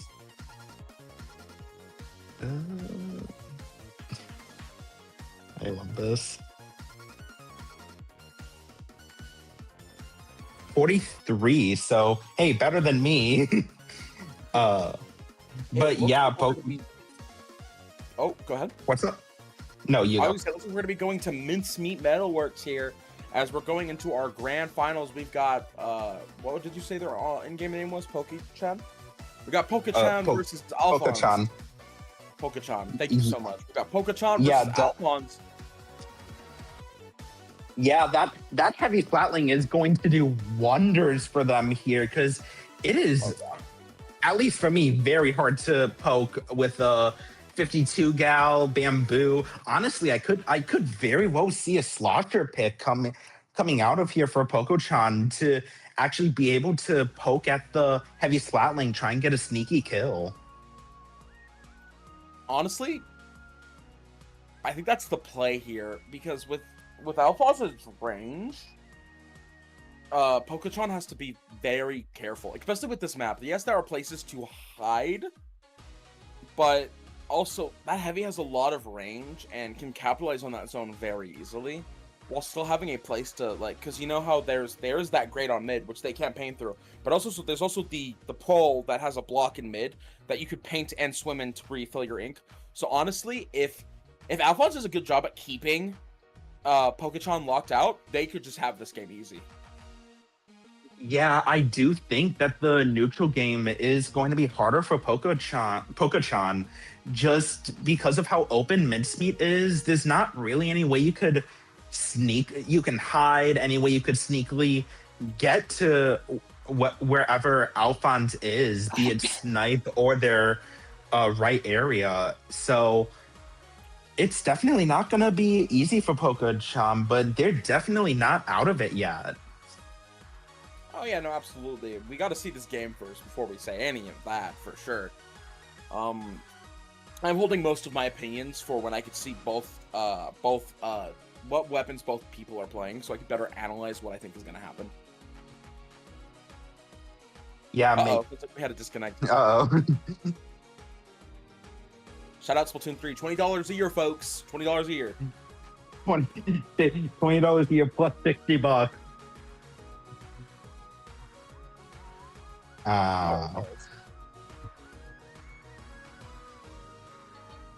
So, Orange, how long have you been commentating for? This is my 4th week commentating. Wow, how do you like it? You a fan? Yeah, I've definitely been loving it. Been getting really excited for Thursdays now, especially now that I'm going to have a lot more free time soon to... Yeah. Okay, well, hey, shoutcasting's really fun. Every time I see someone I'm not used to saying, I like to see how long they've been doing it and why they like doing it, because I've been doing it on and off for a couple of years now since I joined the competitive scene back in 2023. But like I've now more picked up more recently, more gigs. Like I just did a global gauntlet rebound. Ooh, I'm getting a phone call that I have to take. Wow. I'll be right back. I need you to cover Orange, or you guys can go to a break real quick. You're good.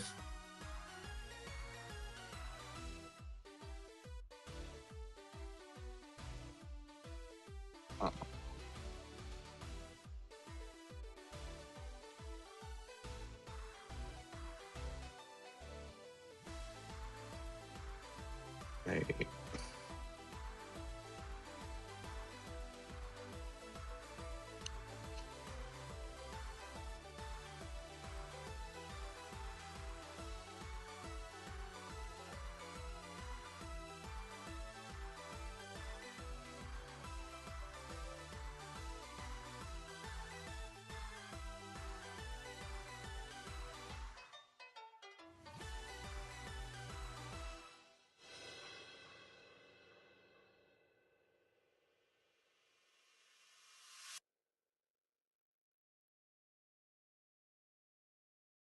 Oh. That's all right. No worries. And we are back. Back but never left. Hey. we technically we never left. We've always been here. Yeah. Always. Oh, I just had an important call I had to pick up. That's all. Well, I'm still waiting we're for always- another important call. I'm just hoping they don't Ooh. call during the grand finals here. Like Yeah, it's like hopefully job not. important call. It's like job important call. Oh, yeah, you should. No. But you need to understand. Let's hope. I was confident enough to take this because I haven't heard anything from them for hours, so I was confident that it would be fine. This other call came out of nowhere. I see. Yeah, don't worry about it too much.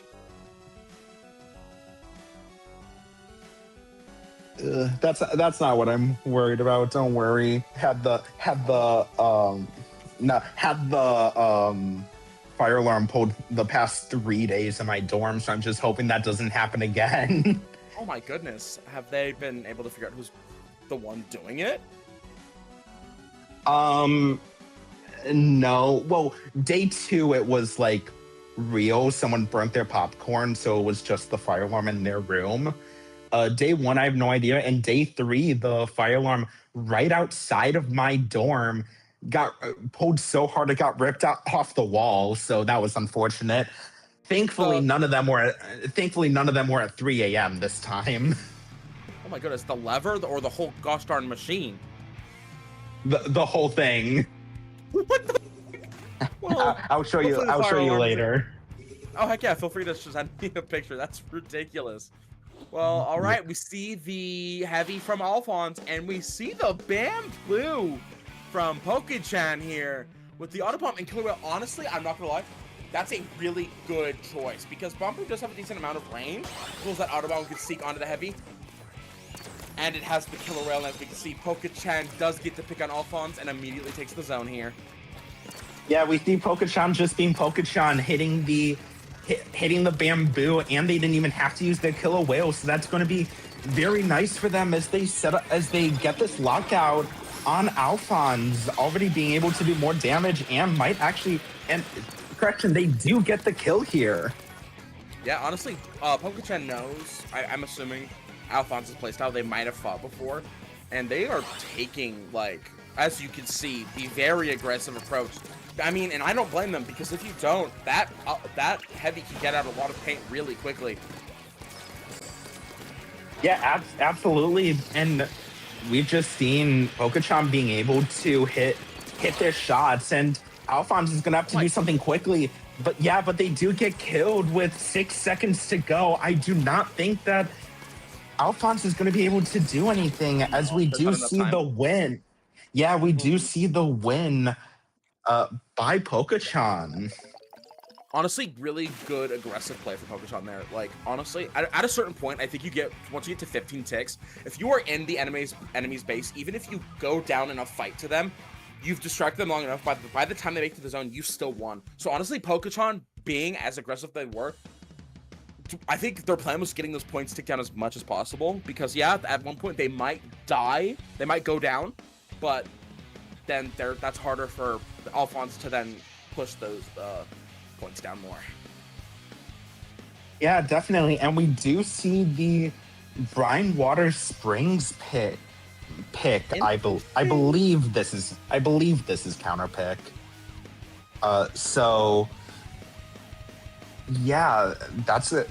Very interesting, very backline heavy, but I would not be surprised if Poke-chan just is able to get the 2 shots and then do whatever they want again. But yeah, this was definitely a good pick for Alphonse because they are going to have a much easier time on retake than anything else. I honestly see them switching to Mini here. And hear me out. Here's my reason why. Yes, Bamboo has more range than Mini, but Mini is a lot more versatile and a lot more mobile. And if you got that burst and that hammer, I feel like it'll put up more of a fight against Poke-chan here. Maybe. We'll definitely have to see. That's the play, in my opinion. Well, I don't play either of those weapons, so I don't know. We're gonna find out right here, right now. We've got the pencil from Poke-chan. Oh. And the splash from Alphonse, which, okay, not surprised because that's when Alphonse. Wait, did Alphonse pull out? No. Alphonse used the splash against Alphonse, and now Alphonse that's gonna be splash against Poke-chan. Yeah, that's going to be very interesting. Alphonse's mobility paired with the fact that Poke-chan has to charge up for their shots is going to be interesting to see. It doesn't matter. It doesn't matter. The pencil still gets the pick. Poke-chan with the pick, immediately taking the zone here. Not that big of a lead, but Alphonse, like we said, has the movement too. What? I was gonna say has the movement to get back in and take the zone, but Poke-chan is saying no. And we see the cooler come out. Honestly, great cooler placement, uses it as a shield as well as getting the buff. And honestly, they're just taking pot shots, and it's very entertaining to watch.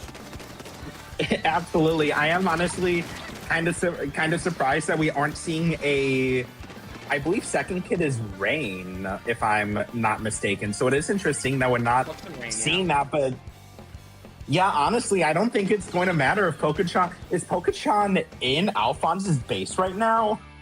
Yes. Wow! Yes. Oh my god! Wow! This is. Honestly, I mean, what the heck? Oh my god! And it's take the zone again. And Pokechan just getting right back in Alphonse's base, almost like they never left. Maybe, probably gonna get the 2 shots, but Alphonse having the crab, the high ground, and the space in the way might be able to help them. You gotta handle Pokechan. They are severely like at a disadvantage here, and they are being very aggressive, and it's working. As we see, Alphonse does get the pick on Pokechan there, which does turn the zone back in their favor. But Pokechan still has an amazing lead, and as we can see, still has the skills to still win this game here. Yeah, definitely. One thing I'm definitely seeing here is Alphonse is just very fast that we haven't seen before, just because they were using Splatlings the whole time. So I do wonder if this different playstyle is going to be nice to them. But it doesn't matter if they're dead, as Pokechan gets the kill and the zone again.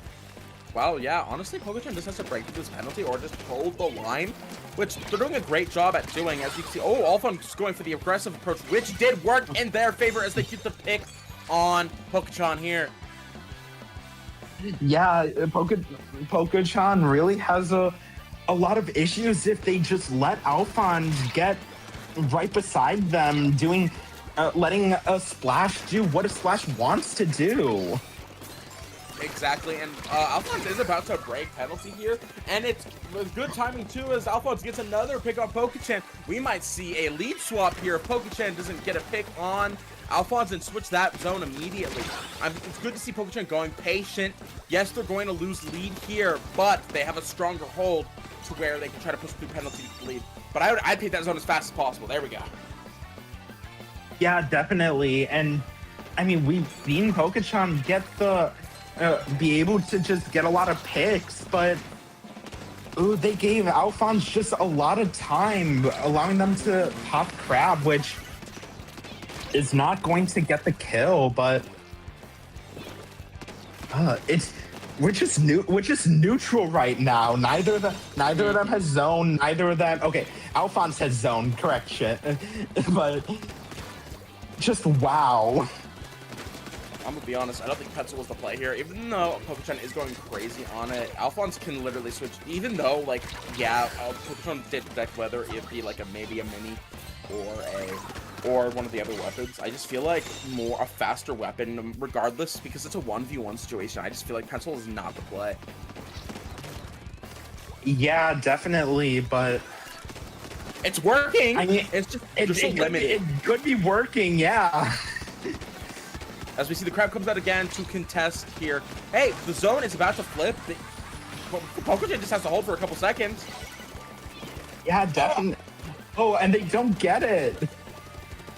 Alphonse says... They're just fighting to take it. As Alphonse takes it with 1 tick left and 10 seconds left. If I'm Pokechan here, I need to take the zone right here, right now. Yeah, definitely. And no. Oh my god. Well, that game does go to Alphonse with a still impressive showing for Pokechan with being on the Snipe Raider. If I'm Pokechan here, I'd go back to the Bamboo. That was working better for them. Yes, it was a lot less range, but it was a lot more aggressive and had a lot better of an aggressive kit. They just had too little movement, it was just not enough for the disparity between movement. The words I was trying to find. Yeah, definitely. And I do think that Pokechan was kind of betting on the fact that Alphonse was playing a slower weapon like Heavy Splatling or Mini, but now that Pokechan knows that that Alphonse can pull up the Splash, this is going to be... I don't know what's going to happen here. Well, we're heading to Hagglefish Market, which, I mean, if we get the pencil, this would be really good for Pokechan, but in my opinion, I think we pull out the Bamboo. Honestly, Yeah, I don't think like I don't think Bamboo. pencil is the play here either. No, Oh, it you is. definitely have the space to look around, but that's sometimes not enough. Yeah, definitely. I just honestly half of what I'm thinking is that Poke-chan was just wanting something that they're used to compared to something that's good for them, which could Yeah. be the play. Who knows? Hey, and that's fair. But also, did you see how well that bamboo worked? Oh, absolutely, yeah. Would it be It slightly was. different in the case against the Splash? Yes, because both of them are faster weapons. But I just see things going better for Poke-chan here if they switch off of Pencil. Yeah, it's definitely faster, but I think they might. Actually, they're not losing that much paint, so I could definitely see Bamboo. Who knows? At this point, Poke-chan could pull up a Clash Blaster, and I wouldn't be surprised. Shoot, that's the call I was talking about. Oh no. Yeah, so just out. Honestly, it is very. I've never really been able to play backline on Hagglefish Market and done that well. So honestly, I don't know if it's just going to be the same, but we are going to be starting up again. Poke-chan, the 52 gal. Okay, that is not a surprise. Versus Alphonse with the Forge Splattershot Pro, gonna get Booyah Bombs and something else, suction bombs. Okay, and ooh, this is gonna be interesting. We have the range lead for Alphonse, which is not a surprise, but they do get the mobility that they need. And we are going to have a final left alley, which Poke-chan does win, and they are going to be able to take the zone, getting the first lockout. Now Alphonse does have the height here, but Poke-chan that splash ball is not gonna do wonders for them, and that killer whale, not getting Alphonse, but Booyah Bomb is going to be hard for them to pop here because it does let the zone just tick down more and more. And yeah, that Booyah Bomb didn't really do much for Alphonse. So, ooh, this is a really good lockout for Poke-chan. Already getting it down to 30. Alphonse only have 18 seconds being able, and they do get the kill, which is definitely going to be it for this round. And that is going to be the 2-1 win for Poke-chan, just ending it off on another win.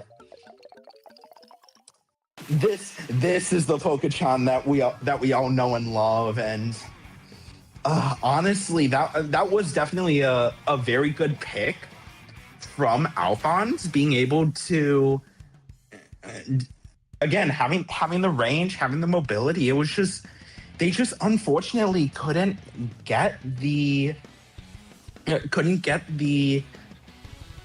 win, or couldn't get the retake to be able to get the zone or anything. And we do see that Alphonse is picking Ship-Shape Cargo Co.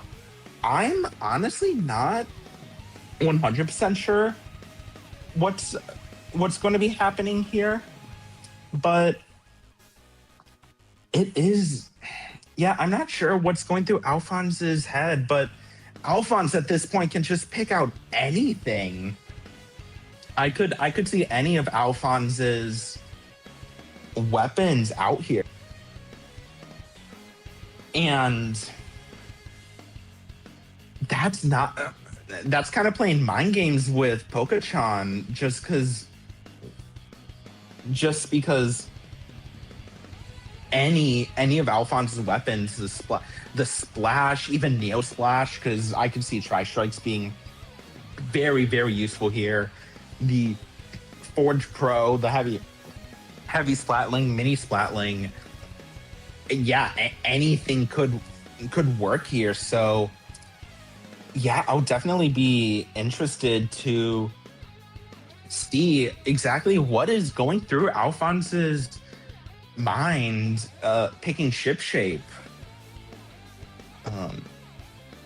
Ship shape does. I think what might be happening is ship shape is open towards the towards, I guess not mid, but like once you push past mid, but which could make it slightly harder for Pokéchan, especially on a heavy Splatling. But also there's tons of routes that you can use to get back into zone if Alphonse does pick a more mobile weapon like the Splash or the Forge Splattershot Pro. And oh my god, I was joking. I was joking, but we do see Pokéchan with the Neo Clash Blaster and Alphonse with the custom Nautilus. Wow. I don't know who has the lead here, but they do get the trade. So no one has Zone yet, but it's gonna. I do think Alphonse is slightly better here, just being able to hold their range and having all the extra paint. I don't think Curling Bomb does that much, but Pokéchan is, as we saw there, able to push Alphonse back, but they have to play this right if they want to win. And we do see Alphonse getting the first tap and the kill on Pokéchan. So they are able to take the lockout, and yeah, this is really good because otherwise Pokéchan would be able to poke at Alphonse no matter what route they took, but they can't really do that now. Pokéchan is gonna have to find a way to just get out there and get the kill, but Alphonse is able to leave. Now, pushing with Super Chumps might be the play, except all of them, or most of them, got taken out.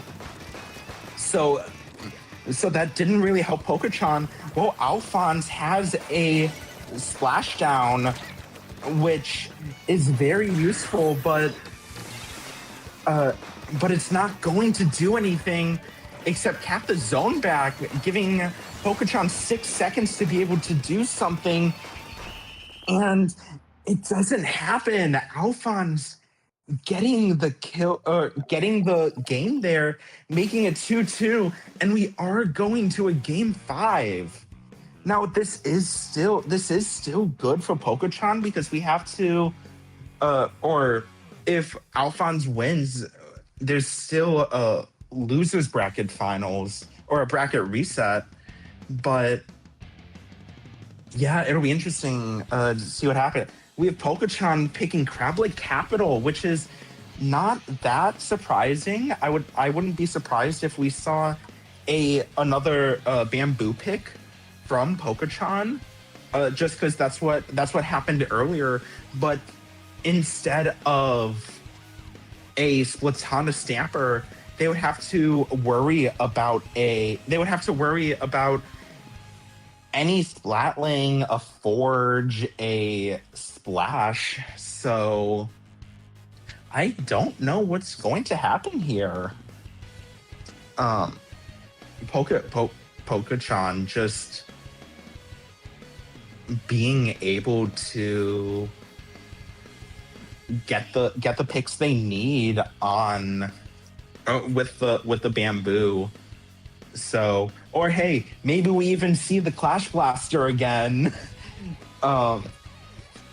Unfortunately, I don't think that's going to happen. Even if it would be very, very comical,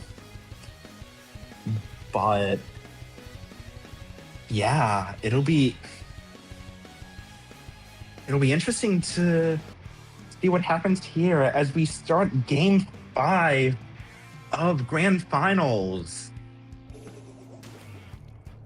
And Pokemon, we are going to see the bamboo. Okay, that is not a surprise. We're off on the 52 gal. Oh my god. That splash wall is going to make anything Alphonse does just pointless. But as we see Alphonse trying to get the zone quickly with their opening gambit, in which they do this time. So they are going to be able to lock out very nicely, even though. But I do feel like a really good splash wall here could do wonders. But never mind, the splash wall is actually a detriment to Alphonse as we get the auto bomb immediately exploding, getting the kill on Alphonse as we're already halfway through the points, and Pokochan is still in lockout. Now, these whales are going to help Alphonse get back into mid, but if they can't get the kill, never mind, they do get the kill. They're going to get the zone and put tons of penalty points on Pokochan. And that's going to be really good for them, because if they ever do get a lockout next time, that's going to be a lot of penalty points to go through. But Pokochan is going to have to get a kill here, they only got one shot off. Alphonse does get the second kill, but it looks like they are not. They are going to go into Pokochan's base, try and get something, opting to drop. So Pokochan needs to hit some really hard shots, but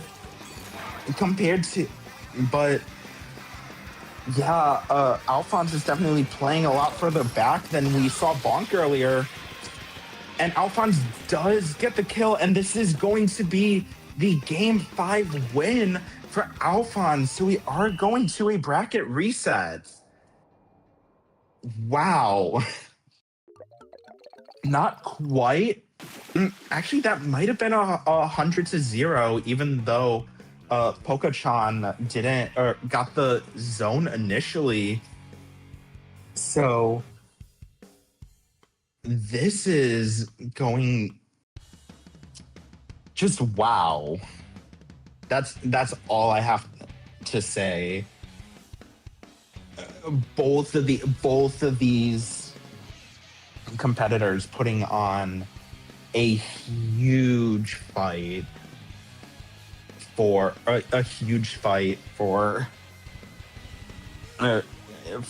the win. But we are going to go back to Brine Water Zones. Now, this Alphonse did get the win here earlier, but Pokochan might be changing up his strategy, might not pick Pencil here. I would not be surprised if we saw the splash play from Alphonse just because Alphonse knows they can win with splash on Brinewater Springs. So Pokochan probably not going to pick Pencil. Wouldn't be surprised to see Bamboo. Wouldn't be surprised to see 52 on 52. Would be, I guess it would be interesting. But yeah, there's got to be a lot going through the minds of both of these players. And yeah, we'll just have to see what happens when the game starts. Everything's revealed. The one good part about if Pokochan does pick the Bamboo is that they won't have to make as hard of shots as they do on Crab Capital. But yeah, we'll definitely see what happens here. So we do have Pokochan on the 52 gal, And we have Alphonse on the Slatana Wiper. Ooh, so they do have some range here. Both of them have tons of paint. But Poco-chan is going to get to the zone first, being able to paint a lot, and we are neutral. Alphonse not having good ink management, running out of ink, and that does allow Poco-chan to get the win, or the kill, and the first lockout of the game. Alphonse is being very aggressive here, opting to drop, giving themselves the low ground, but that does not work out for them. They didn't use their Ultra Stamp, and that just let Poco-chan get the kill, and we're already down 250. This is... Wow. Oh, the Ultra Stamp doesn't even do anything. Poco-chan just getting kill after kill. Using the killer whale immediately.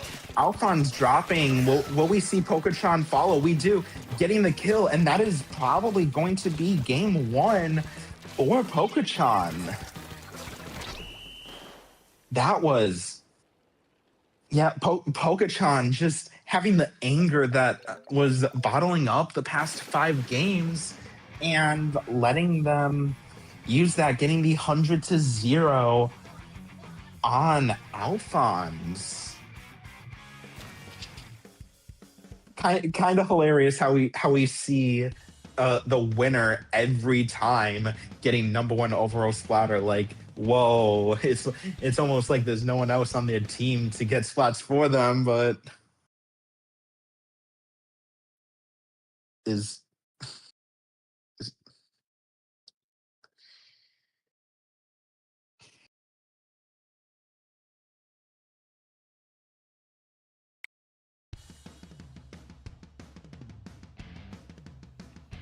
yeah, so this is going to be Alphonse's counter pick. I don't know what they want. What they would want. Even though they did win on Crab Lake Capital, I'd be a little scared for Alphonse, considering it's been Poco-chan's go-to counter pick. So who knows what is going to happen here. And we do see and Poco-chan, just as I was thinking, put in the chat, no holding back now. So Poco-chan is absolutely going to try and get the 3-0. And we do see Alphonse on Wahoo World. This did go well for them against, was it Delta, I believe?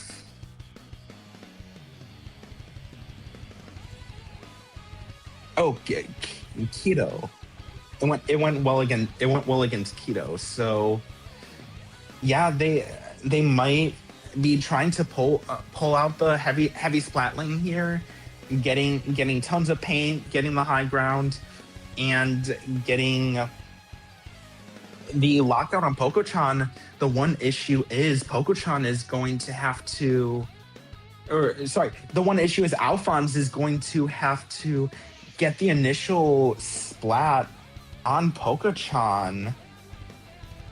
So yeah, this is definitely going to be an interesting match.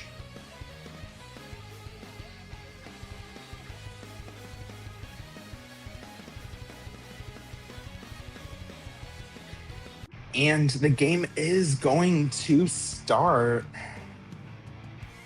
Wahoo World Zones. We see the 52 gal from Poco-chan, not surprising, and the Zimmy on Alphonse. Now, I don't think this was the play for Alphonse, just because if they pull bubble, then Poco-chan can just use a killer whale through it. But they won't even have to the chance to use bubble because Pokochan immediately gets the kill, and they are going to perch up on the high ground. I do think that the bamboo was just a weapon for fun, and the 52 gal is going to be Pokochan's actual weapon. And yeah, we're just having a fight here. Alphonse chooses to drop, and yeah, as we saw, as soon as Alphonse uses the bubble, Pokochan uses pops the killer whale, and yeah, kind of just negates anything the bubble can do.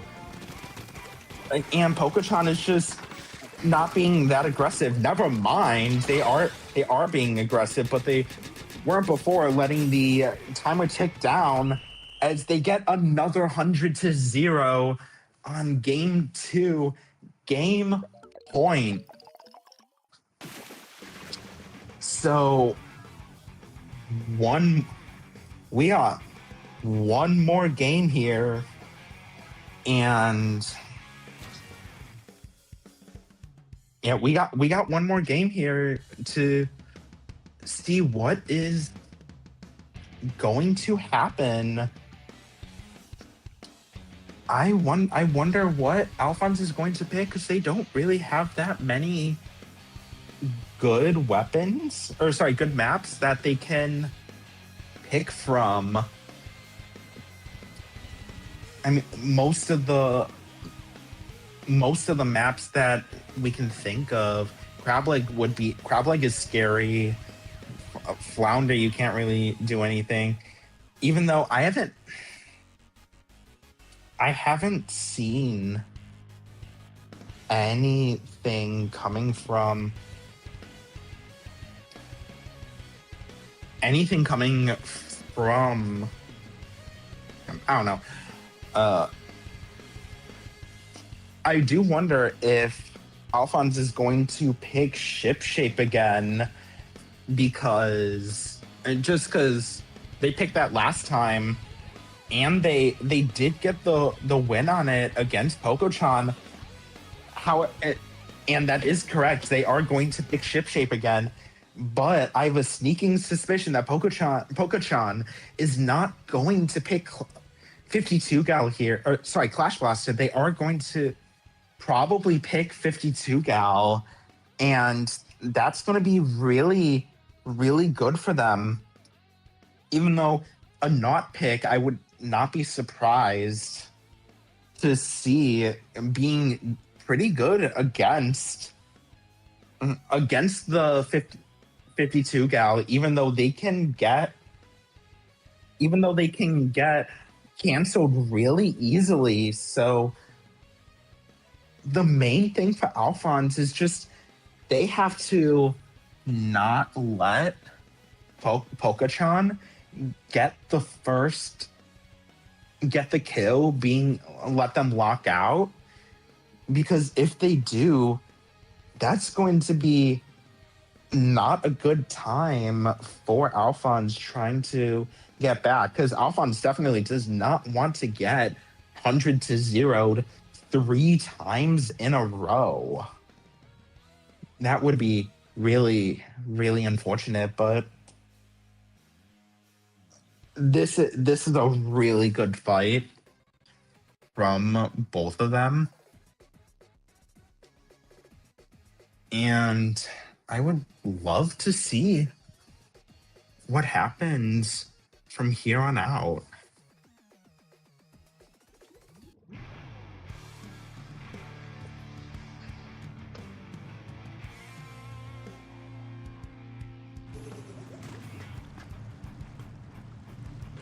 And we see the V Slosher from Pokochan.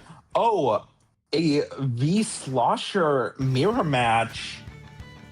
This is going to be very interesting. Just Slosher can do a lot on this map, but also just the Splat Bomb and Tri Strikes doing wonders. And Alphonse does get the first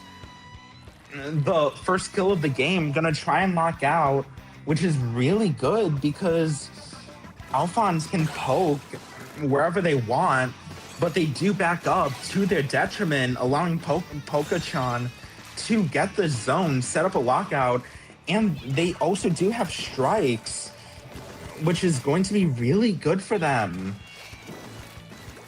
Now both of them have strikes, but I think they're just scared that when they do pop strikes, they are going to be taken out by the other person, but they do trade, and this is a really, really good trade for Poke-chan just because the timer is ticking down for them. The one thing is, Alphonse is going to get to the zone first, so they are probably going to try and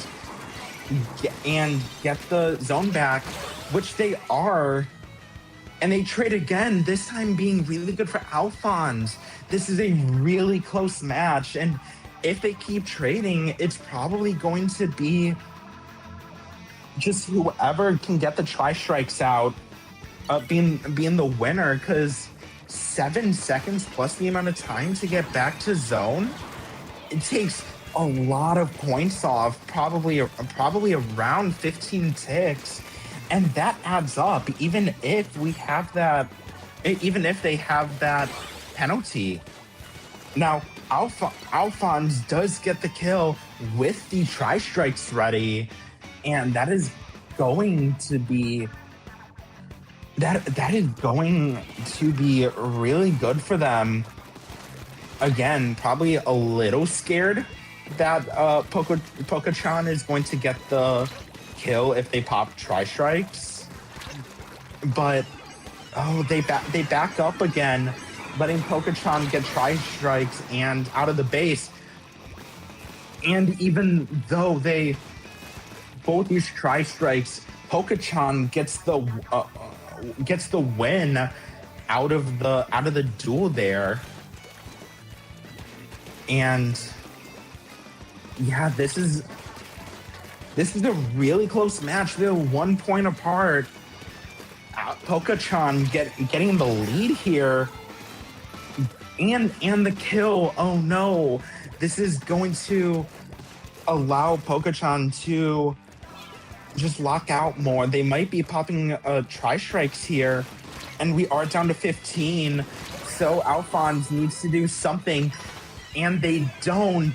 They get killed. Poke-chan gets the game, popping tri-strikes as a celebration for winning Switzerland 42. Even though Poke-chan gets the win there, that was really, really close. And apparently that was not planned. That was not planned that they both were going to use Slosher there, but that was really nice playing from both of them, but Poke-chan just because they won. So yeah, congrats to Poke-chan for winning Switzerland 42. I am Orange. I'll probably be here either next week or in a couple weeks. I will see everyone later.